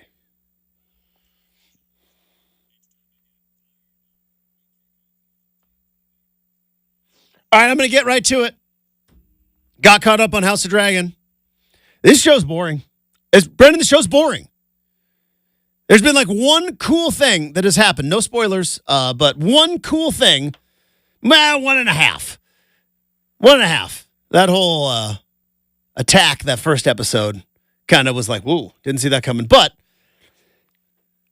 I find the show boring. Here's the other thing. How did you find? Just quick follow up with that, because this isn't giving away too much, but I'm sure everyone that has seen it will have a similar reaction in their car. How was it boring? The dream Damon had about his mom. It's boring to me. Weird. Oh, yeah. So yeah, That was weird, man. That was it weird. was weird, but like, I get what you mean. I was like, nah. Okay, that's what we're doing. It was a step back episode, like we talked. I find this whole season to be boring. I am not invested at all. Disappointing. I don't know who I like. Can I just throw that out there on this show? I don't know who I like. I'm not really rooting for anybody. When I was watching Game of Thrones, I liked Tyrion Lannister. That guy was awesome. Jamie was he was a mean SOB, but I like Jamie Lannister as well. Daenerys Targaryen, there's somebody to root for. Who was Jason Momoa? What was his name? Oh, Khal Drogo. Drogo. Oh, that yeah. guy was awesome. Like, there were people that I liked. Right. There's nobody on this show I like. I don't like anybody. The knight guy that's Kristen like Cole. the God. Queen's hand. Kristen Cole. God, I I hate Kristen Cole. Don't like him. He is a Daemon, hateable character. Aemon, I don't like any of them. Rhaenyra was cool. She's gone soft. I hate what they've done to Damon's character. He's just having dreams in Harrenhal, and it's just. I don't. You see what I'm saying? I do. There's nobody on the show that I look forward to seeing and I'm rooting for. I find it boring. Pick up your game, House of Dragons. And I know you shot it like 2 years ago. They did. That's why they're filming the new season like right now. So well, hopefully go figure, right? Pick it up a notch. But I find this show boring. So I look at It's gone away from everything I loved about Game of Thrones. You're not entirely wrong, and that's why I said I agree with about 60% of what you say. Now I look at it as, for me, this is way more exciting than the first season with the changing of the cast, how slow it was, and all those things. So but I see where you're coming from. I'm bored. I find myself bored looking at my phone while watching it. House of Talking, he says. House of Talk. All this talk. Jabber, jabber, jabber. Just like me, and we're going to do that next in hour number 3, 620 Rip City Radio.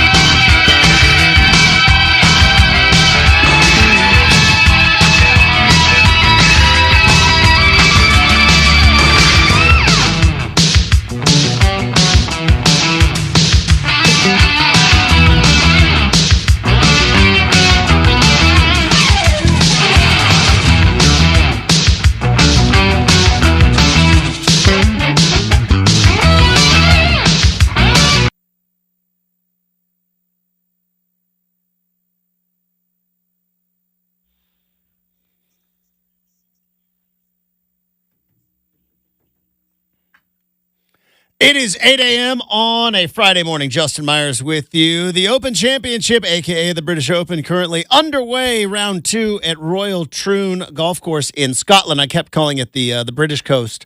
It's the Scottish coast. My fault. Either way, Shane Lowry of Ireland is currently leading at 7 under. Scotty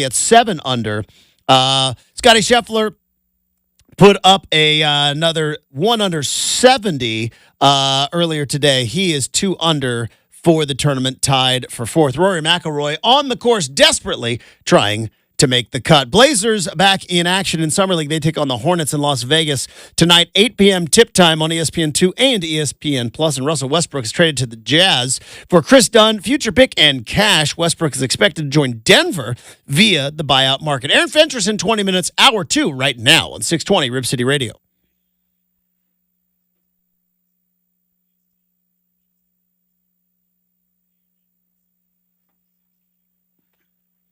Hey, welcome back to hour number 3, everybody. As I just said 28 seconds ago, Aaron Fentress is going to join us in about 20 minutes. We have got RCM mailbag.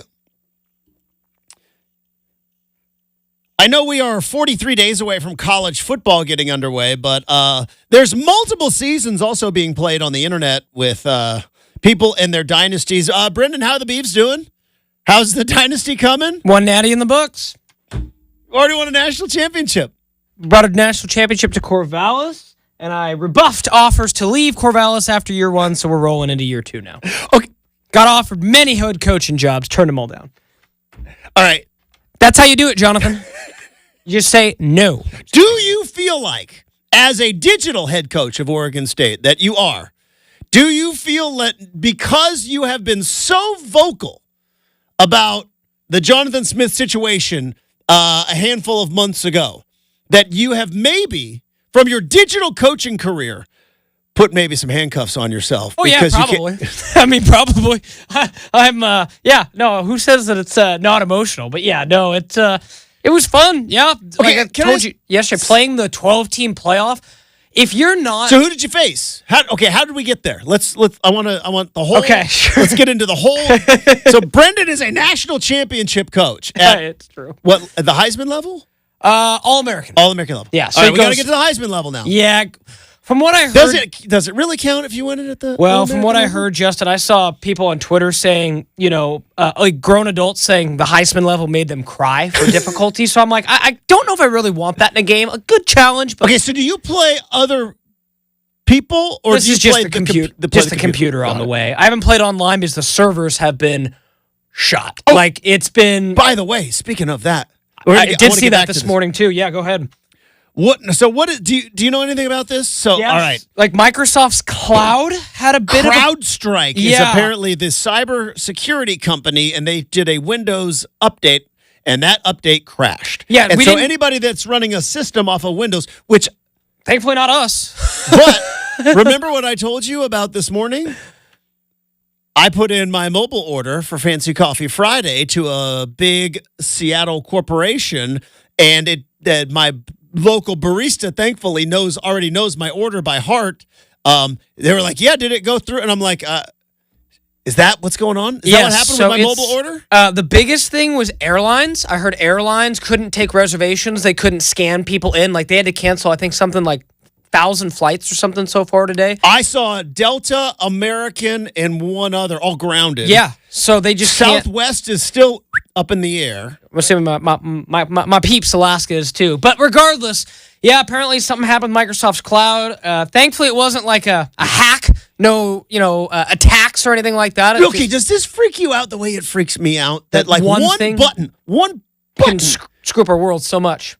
Yeah, it's scary. Flights are grounded, it's Brenden. Very scary. My mobile order's not going through at Starbucks. Now, again, that is peanuts compared to maybe if somebody had to actually fly somewhere. But one guy hits one button and it... And I saw it's affecting the medical world a lot. I saw 911 service. Like 911 service. They freaks said that me out, man. Any hospital or doctor's office that was associated with this was calling people saying, unless you have an urgent condition, we can't see you today. So say you had a doctor's appointment for, something minor that you're like, yeah, I scheduled that a couple of weeks out. Nope. Dude, this stuff freaks me So out. all that to say, crazy. But yes, playing against a computer. Right. Yeah. So thankfully that hasn't crashed yet. It is very realistic, Justin, because I had to go undefeated to make the 12-team playoff. So we made the playoff. And if I didn't go undefeated, I would have been left out. So there's the realisticness. In year one? Yeah. You went undefeated in year one. Year one. So you beat Oregon. That was the only ranked team on my schedule. At Reeser. So if that's how it works for the Beavers this year, man, that was the only ranked team on their schedule. A lot of 500 or worse Mountain West teams.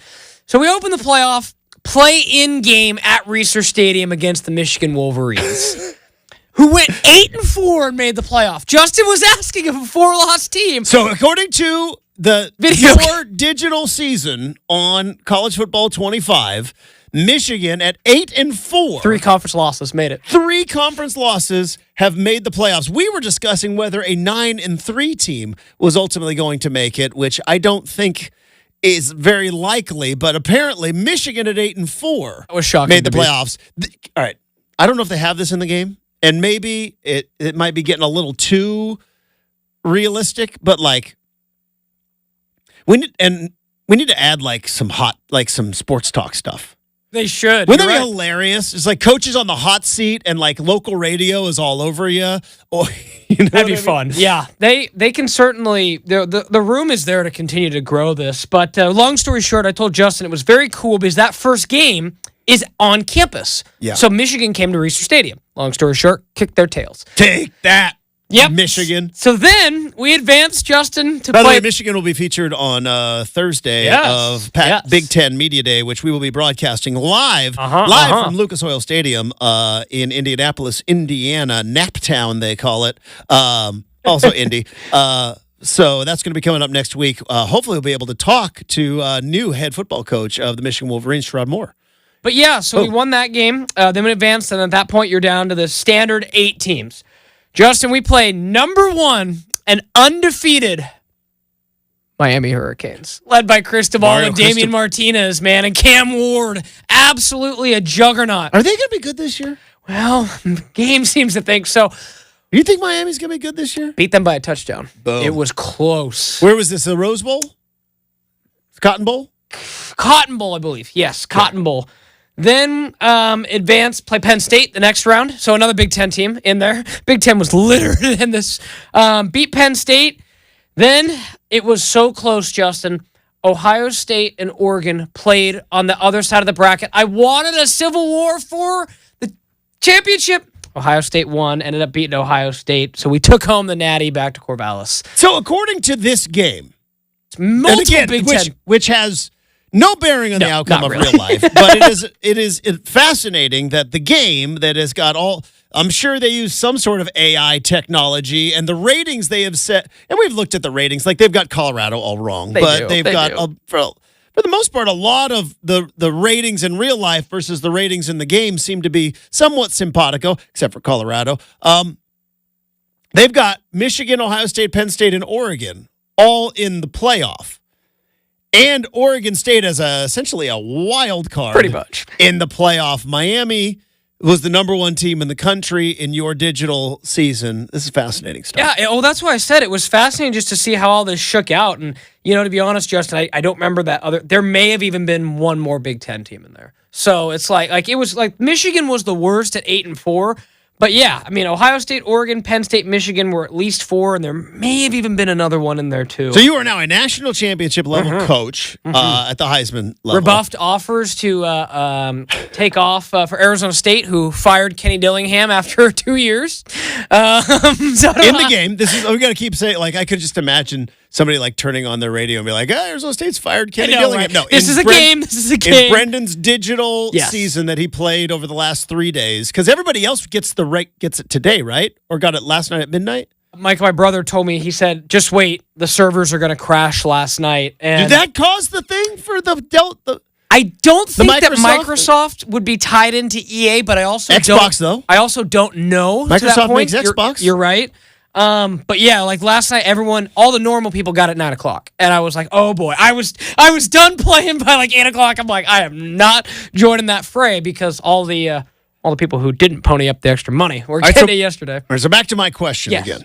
do you feel now as a national championship digital coach that you are, that maybe your blind loyalty to your alma mater that you expected from Jonathan Smith, which I understand, He was a big-time quarterback. might be costing you some opportunity here digitally? I mean, are you a life? All right. So I'll be a reporter. I'm asking the Oregon State national championship coach. How do you plan on being at Oregon State forever? No, I want to take off for the right job. But that was it's kind of like, how do I equate this? It's kind of like, not so hard. See how hard it is when regular coaches probably get this question.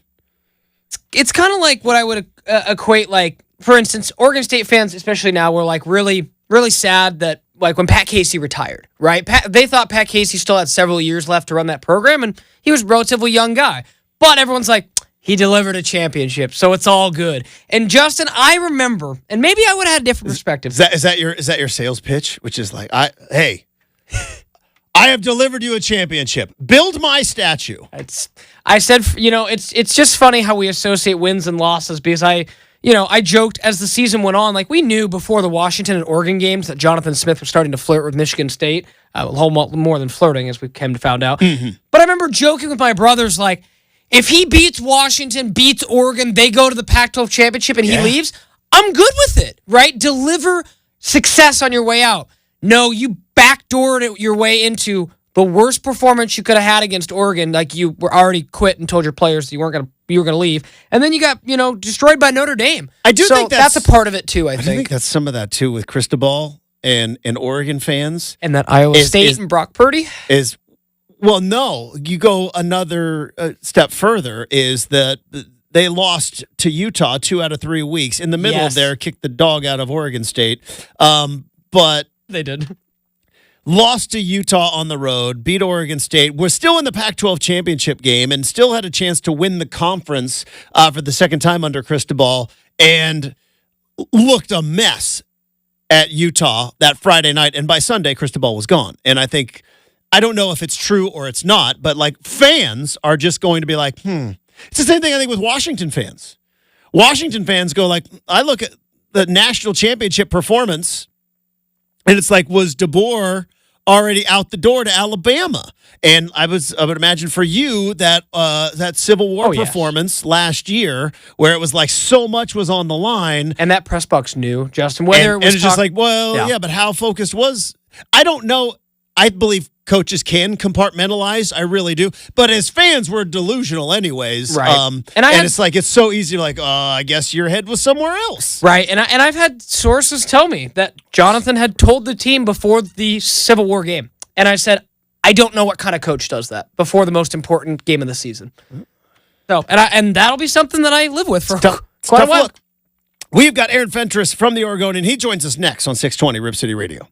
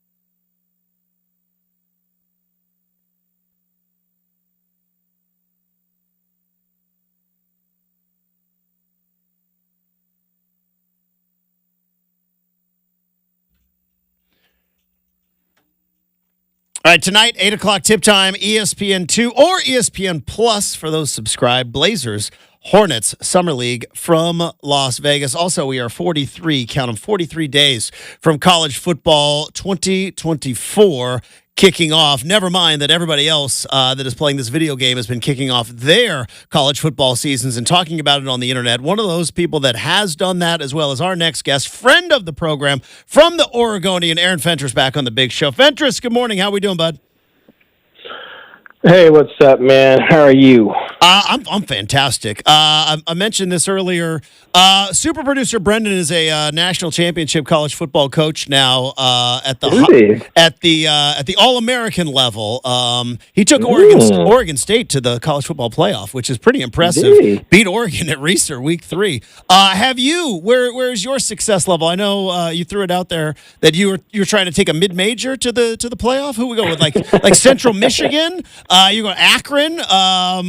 Who we try to take? Well, there's a generic team called the Sharks, and I'm a Jaws fan, so I think I'm going to take the Sharks to prominence. My son, as soon as 9 o'clock hit and the game became available, we pre-ordered it. He started playing it, so he's been dominating it, playing various games. He's already created a player he's put on the Ducks, and then he has another Ducks season going. So I'm gonna have to fight him I'm gonna have to buy a second Xbox in the second game. It may come to that this summer. Or we'll probably do a season together too, and then we'll argue. But he's gonna be a senior, so he's old enough to argue with me. When he was a kid and we did seasons together, I just dominated him. And just made him do stuff, and now it's not as easy. All right, so we're going to get to some college football here in a moment, but let's talk some Blazers. They play the Hornets tonight in Vegas. Do they? Yeah, they do. Oh, damn, I forgot. 2 Yeah, I days know. off, I forgot. That thing was still going. It's still going on. Well, I guess good news is that Donovan Clingan hasn't gotten hurt yet, and that's really the only bad thing. Know. That's the only bad thing that could have happened. I take summer league basketball probably like you do as well, Fentress, with a grain of salt. It's something kind of interesting. The diehards love it, but I'm not going to overreact to it. I'm barely going to react to it. But after watching Clingan play, any changes in your opinion? Is it kind of exactly what we thought? This is going to take some time. What do we got so far in the limited we've seen of Donovan Clingan in summer league? You know, the guy uses his size to bang the glass, which is nice to see, especially in a league where most rebounds shouldn't even really be counted anymore because no one really tries that hard. But he goes after rebounds, which is very nice to see. I appreciate that. That's kind of old school basketball in my mind. And he is not shy about trying to redirect shots, block shots, doesn't care where they're coming from. So I think definitely love to see that because those are the two main things that really got him drafted number 7. The only thing I'm going to nitpick, and it's completely nitpicking, is that we kept being told that this guy has all this offensive game that just wasn't on display at UConn. And I thought, okay, well, let's see it on display in Vegas, and we haven't. He hasn't shot well, and they're not really necessarily running the offense through him as much as I would hope, because to me, what else are you doing there? Let's just make it the Clingan show. But he's demonstrated that he's also a pretty darn good passer from the center position, which is nice too. So the only thing missing is the offensive game to complete the package, but I think for a youngster of his age in the summer league, definitely a B+ so far based on what we've seen. All right, I'm going to ask you this, and I don't know where we're going to go with this next topic, but I'm fascinated to get your thoughts on this. You and I are both in the same boat, that we are both Michael Jordan super fans, and you cannot tell us that there's a better basketball player of all time. And I don't care if LeBron wins for the next 8 years and plays into his 50s. I don't care. You're never going to change my mind. But I understand why there are some LeBron fans out there that are like us with Jordan and just, you're never going to change their mind either. Fentress, what is this obsession with Bronny? I don't understand it. I don't get it. I love Tiger Woods. It would be cool to see his kid, Charlie, ultimately play golf at a competitive level one day, but I'm not obsessed with it. I'm not watching this kid play what is the Bronny James obsession? Like, when you look at the attendance at USC games, and USC stunk last year, and the crazy coverage that is going on both in the draft and the summer league, Fentress, he's the leading money guy on ESPN bet for Rookie of the Year for online bets. Is that because his odds are bad though? That might be it. Yeah, he's 250 to like 1. Yeah, so it's 250 to 1. Yeah, so I mean, what people are throwing $50 on it. There's one guy that did a $1,000 bet, $1,000 bet at BetMGM for Bronny to win Rookie of the Year. Yeah, he probably has money to burn. So are you asking what's the obsession from a positive standpoint or a negative standpoint? Because I don't think I think from an overall, like, this is all I've heard, because from Summer League is Bronny this, Bronny that. Oh, he airballed. Oh, he scored 12 points. And you know what I mean? It's like maybe it's a lull in the sports world. I don't know. Like the Caitlin Clark thing, I get the obsession. It's kind of cool. Not really my thing, but I get the obsession. I'm just trying to think have we ever obsessed over a player's child before like this? I think, one, the NBA purposely made the effort to create soap-level drama for the offseason and for its characters. The players became characters. You had the villains and the heroes and things like that. So when you do that, you lend yourself perfectly to a situation where, so the would-be king has an heir, right? And so it almost becomes like a Game of Thrones kind of thing. And the big deal here, though, is that, is he any good? Does he deserve this opportunity? Did he deserve to be drafted? Did he deserve this contract? Is this, again, LeBron just manipulating the situation? There's so many different levels to this that people can latch onto. From my perspective, I don't really care. If ever there was a player who, deserved the opportunity to try and, horseshoe in his kid to play with him, it's LeBron. And the reality is that not many athletes can play long enough to have a child who could actually be of age before they retire to actually play with. So it's kind of cool. And we all remember when the Griffeys played together, right? That was cool. The big difference was that Ken Griffey Jr. was one of the top prospects in the history of the sport, whereas Bronny is kind of iffy. But at the end of the day, I don't care that they use a second-round pick on him. I don't care that they're paying him more than maybe they should. Just let it go. I mean, dude, Giannis's brother is horrible. He's horrible. And he's on a team. Dame had his cousin on the team, right? I mean, that clearly was, helping out Dame.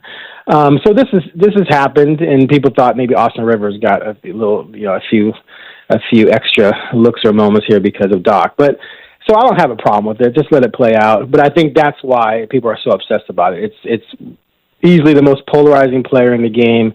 His child, who may or may not deserve the opportunity. And he's getting one, and so people are going to obsess over everything he does. By the way, speaking of Game of Thrones, you watching House of Dragon? I watched the first 2 episodes, and then I kind of lost it, but I plan on going back to it. Is it worth it? It's boring. I call it House of Talking. Is it? I call it House of Talking. That's all they do. All they do is talk. They talk about how they want to take over the throne, and then nobody does anything. They just sit and jabber. One? Really? There's some action, but I have been a bit disappointed of this season. Anyways, I don't want to spoil it for you. You watch it for yourself. You got vacation coming up, so you'll have some time. All right, Aaron Fentress of the Oregonian joining us here on 620 Rip City Radio. All right, we're going to dive into this. Fentress, for those that listen to the show, they know I am an Oregon homer. You are accused of being an Oregon homer sometimes. I know you're not, but I know you get accused of being an Oregon homer sometimes. Mostly a hater. You also get accused of being a hater as well. I am an Oregon homer. I fully admit that. I embrace who I am. As an Oregon homer, Aaron, I don't like all this Oregon love. It makes me uncomfortable. I'm much more comfortable yelling at everybody that Oregon's being overlooked, that nobody respects them, nobody is giving them a chance. East Coast media bias. I'm uncomfortable. They might have the best roster in America, according to some people. They're consensus top 3, top 4 team, and I think they're 70% on FPI to make the playoff. I'm very uncomfortable heading into this season. Wow. This is a lot of hype. Okay. This is most hype since what? 2014 with Marcus. Yeah, definitely, 100%. All right. So first of all, the playoffs should be a given. Like if they go 9-3, they're going to get into the playoffs. I think. Do you think a 9-3 team's getting into the playoff? Well, if you go back to any rankings ever, the last rankings before the postseason, I guarantee you there's 9-3 teams at 12. I think we looked like the way it worked. I think there was something like only like 2 or 3%. But anyways, it's gonna change. Of 9-3 teams would have made the playoff. So the top 12 teams, the 12th team would have 10 wins. Well, you got to remember, there's they get automatic qualifiers for the conference champion of the group of 6. Right. So it's top 11, and I think most of those were all around 10 wins. But anyways, No. Okay. Anyway, okay. If the right combination of wins and losses are in place, I think 9-3 can still get someone like a team like Oregon in. But if you looked it up, then maybe I'm not quite not completely accurate. But I don't know why. I tend to remember it being differently, but you guys looked it up more recently than me, so maybe I'm just wrong. Don't record that. Do not play that ever. Okay, I will hunt you guys down. Anyway, okay, so 10 though is a lock, and yes. I just would be surprised if this team doesn't either win 10, or if they only win 9, it's going to be the right 9 and strong losses that could still get them in. So I don't have a problem with that hype. I wonder about the top 3. Dude, they were so good last year, clearly, but they also had one of the most ridiculous quarterback performances ever. Mm-hmm. And part of that was you were dealing with a 5th-year starter, which is not supposed to be a thing in college. If not for COVID, Bo Nix would have not been available last year. But you got kind of the same type of thing with Dylan, who's going to be a 6th-year guy. 1 year he was injured, only played 3 games. But a 6th-year guy, basically, who should be able to give you that sort of, I think I called Nix a Jedi last year because of his mastery of the game. You should get similar type of, maybe not the same type of season exactly, but you're going to have a very experienced leader at the quarterback position. And then they have stacked the roster. They return a lot of players, and then they've stacked the roster with a lot of high-end recruits. Now, we also know, though, that sometimes those recruits don't necessarily pan out.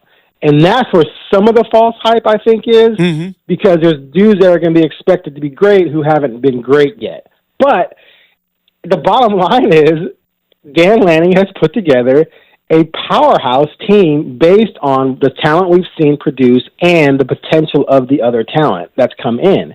And he's made amazing use of the transfer portal. And, hate the player, hate the game, right? Yeah. I don't like the game, but I'm not going to hate Dan for playing it like a master and using the resources he has. So, I think the hype is warranted. I think they have a lot to prove because you lost your number 1 receiver, your quarterback, and your number 1 tailback. And those things matter. But there's reason to be optimistic, so I'm with it.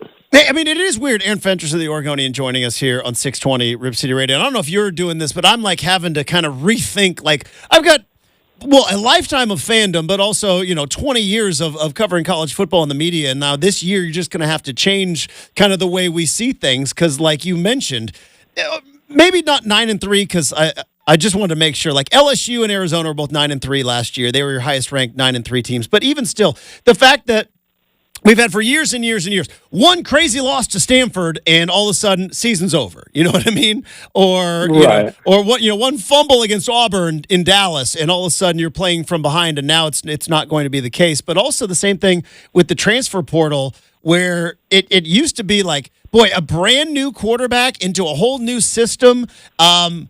and to have this much hype seems a little bit crazy, but I guess in 2024, in a transfer portal world where quarterbacks just are on a carousel, and also how much of it is, Fentress, everybody's kind of running the same offense anyways. How much of that factors in here? I mean, in college football runs the same offense. Yeah, that definitely plays a factor into it. And again, you're dealing with a 6-year guy. Yeah. Like, you're only supposed to play 4. It was a red shirt, then 5. But then you wouldn't play that 5th year. But now you could have played 5, and granted he got hurt, but he still was around the program that year, only played 3 games, whatever. And then he got the COVID year. And so it's a 6th year dude. He could be coaching. He could literally be the quarterback's coach. I'm not joking. Yeah, so I know. That, like Marcus Mariota comes back in 2015. What type of numbers does he put up? You know, if Joey Harrington came back in 2002, what type of numbers does he put up? That extra year, if you've had a master level season, and then you get to come back and do it again, and everyone else who was in your grade left, and so now you're dealing with a bunch of youngins coming up, like that's what's happening. So you should be in a position to destroy. So even when you're transferring, and the coaches are smart enough, I believe the coaches are smart enough to not give the new guy what he can't deal with in 1 year, right? Mm-hmm. Learning a new offensive terminology. You're only going to give him what he can handle and structure things so that he can get it, as much of it mentally upstairs as he can, so that he physically can flourish.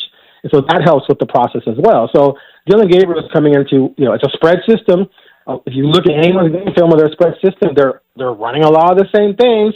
And you just add a few concepts, he's going to pick it up because he understands all the basic stuff at a mastery level. You can give him new concepts, and he can absorb it easily because they all tie together. Does that make sense? Yeah. So it leads to an easy transition, which is what we saw with Knicks. Now, Knicks, I remember I was on with you. Well, first of all, I predicted they would get transfers. I knew Tom Thompson just wasn't going to be the guy. Mm-hmm. And I knew there's no way Knicks wasn't going to start. Remember that whole offseason they were competing, allegedly? Yes. Dan Lanning was lying. They knew that nobody got Knicks was going to start. But the question was, could he make a jump from what he was at Auburn? And he did. Like, he completely blossomed and grew, and maybe it was easier defenses in the conference. I don't know. But still, he matured and grew in his 4th year and then obviously his 5th year.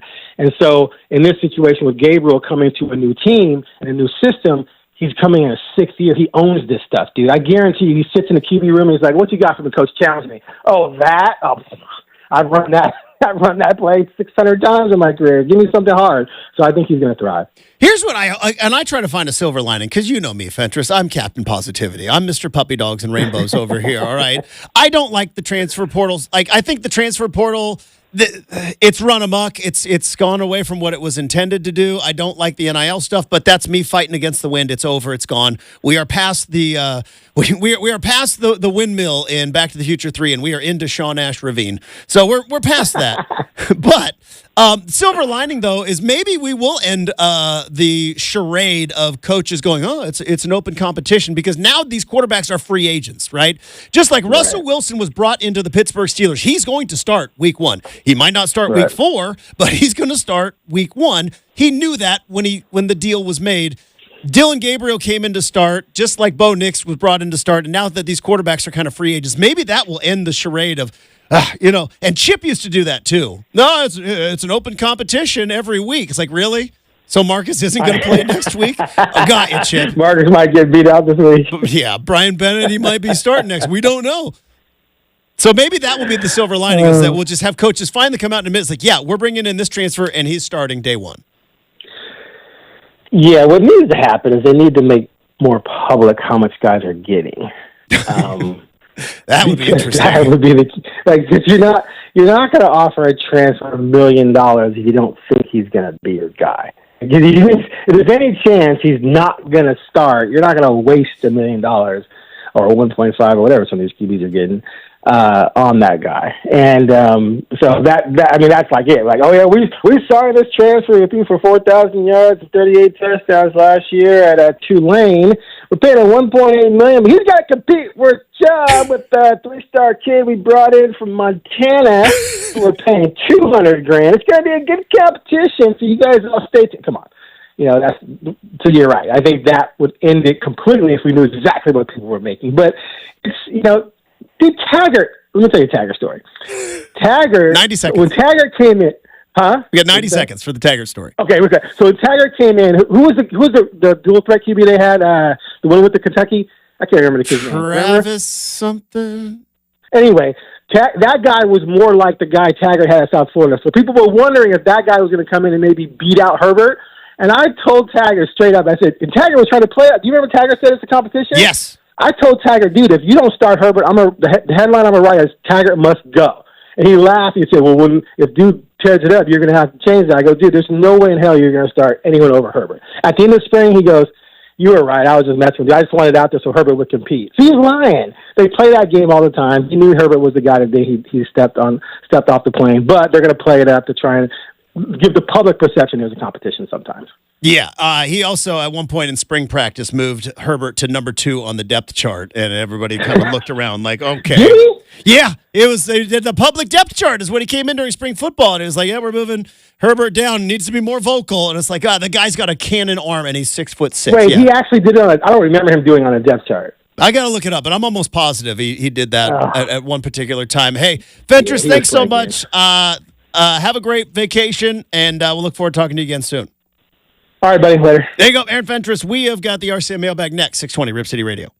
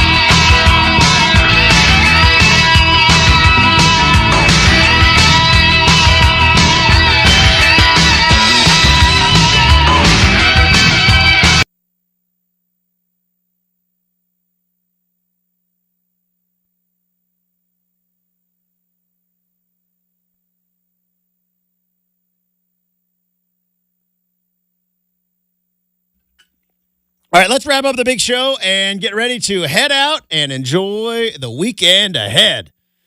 And we do that the same way each and every day with the RCM mailbag, random questions, any subject, any topic. Nothing is off limits. And I will not repeat, will not duck the tough questions. Let's fire it up.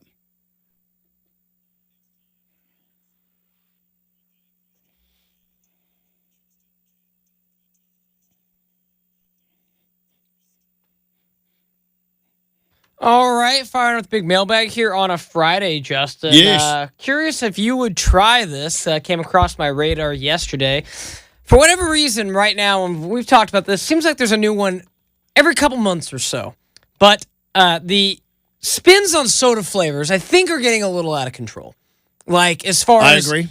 You know, I remember agree. a couple months ago, we talked about Pepsi Pineapple and, just random things where it just seems like...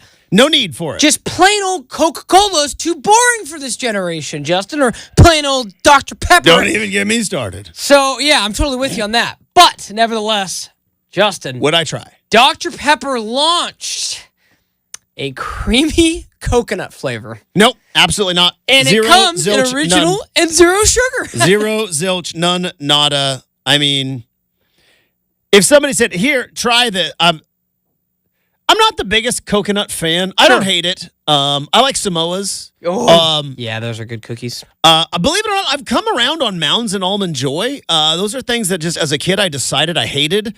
Had one a while ago, and I was like, it's not as bad as I thought. But not all that jazzed about coconuts.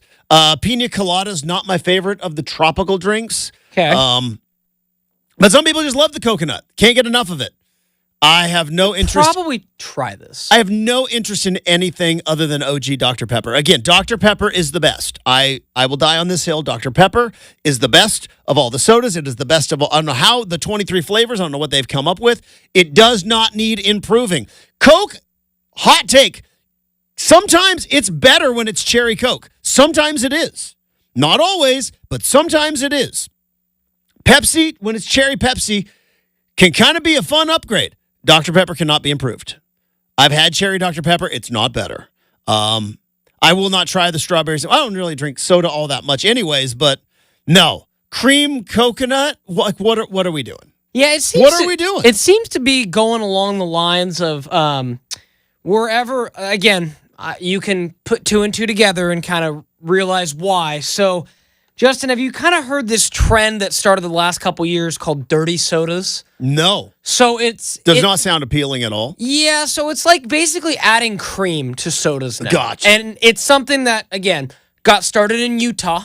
You can add 1 + 1 there to figure out why, to shake up, drinks and add a little zazz and zest to it. But it's like now, like for instance, I guess like I throw a little cream in my coffee. Yeah, so maybe it does something like that. Yeah, so like for Make instance, soda a breakfast drink? Yeah, like I think it's kind of just everywhere. So like for example, this last over the weekend, I went to Topgolf with my family, and we're sitting there, and adults have beers. And Darn right. My youngest brother Brenden orders a dirty Dr. Pepper, and it comes out, and it's like Dr. Pepper with like I would imagine some kind of sweet vanilla cream, and I'm like, okay, I'll try that, and it kind of tastes like what a root beer or soda float would be like after it's melted, if that makes sense. So say you mix up a root beer float really good. Like this is why the generation behind us is lost. All right. These are why these children are lost, and we need to help them find it.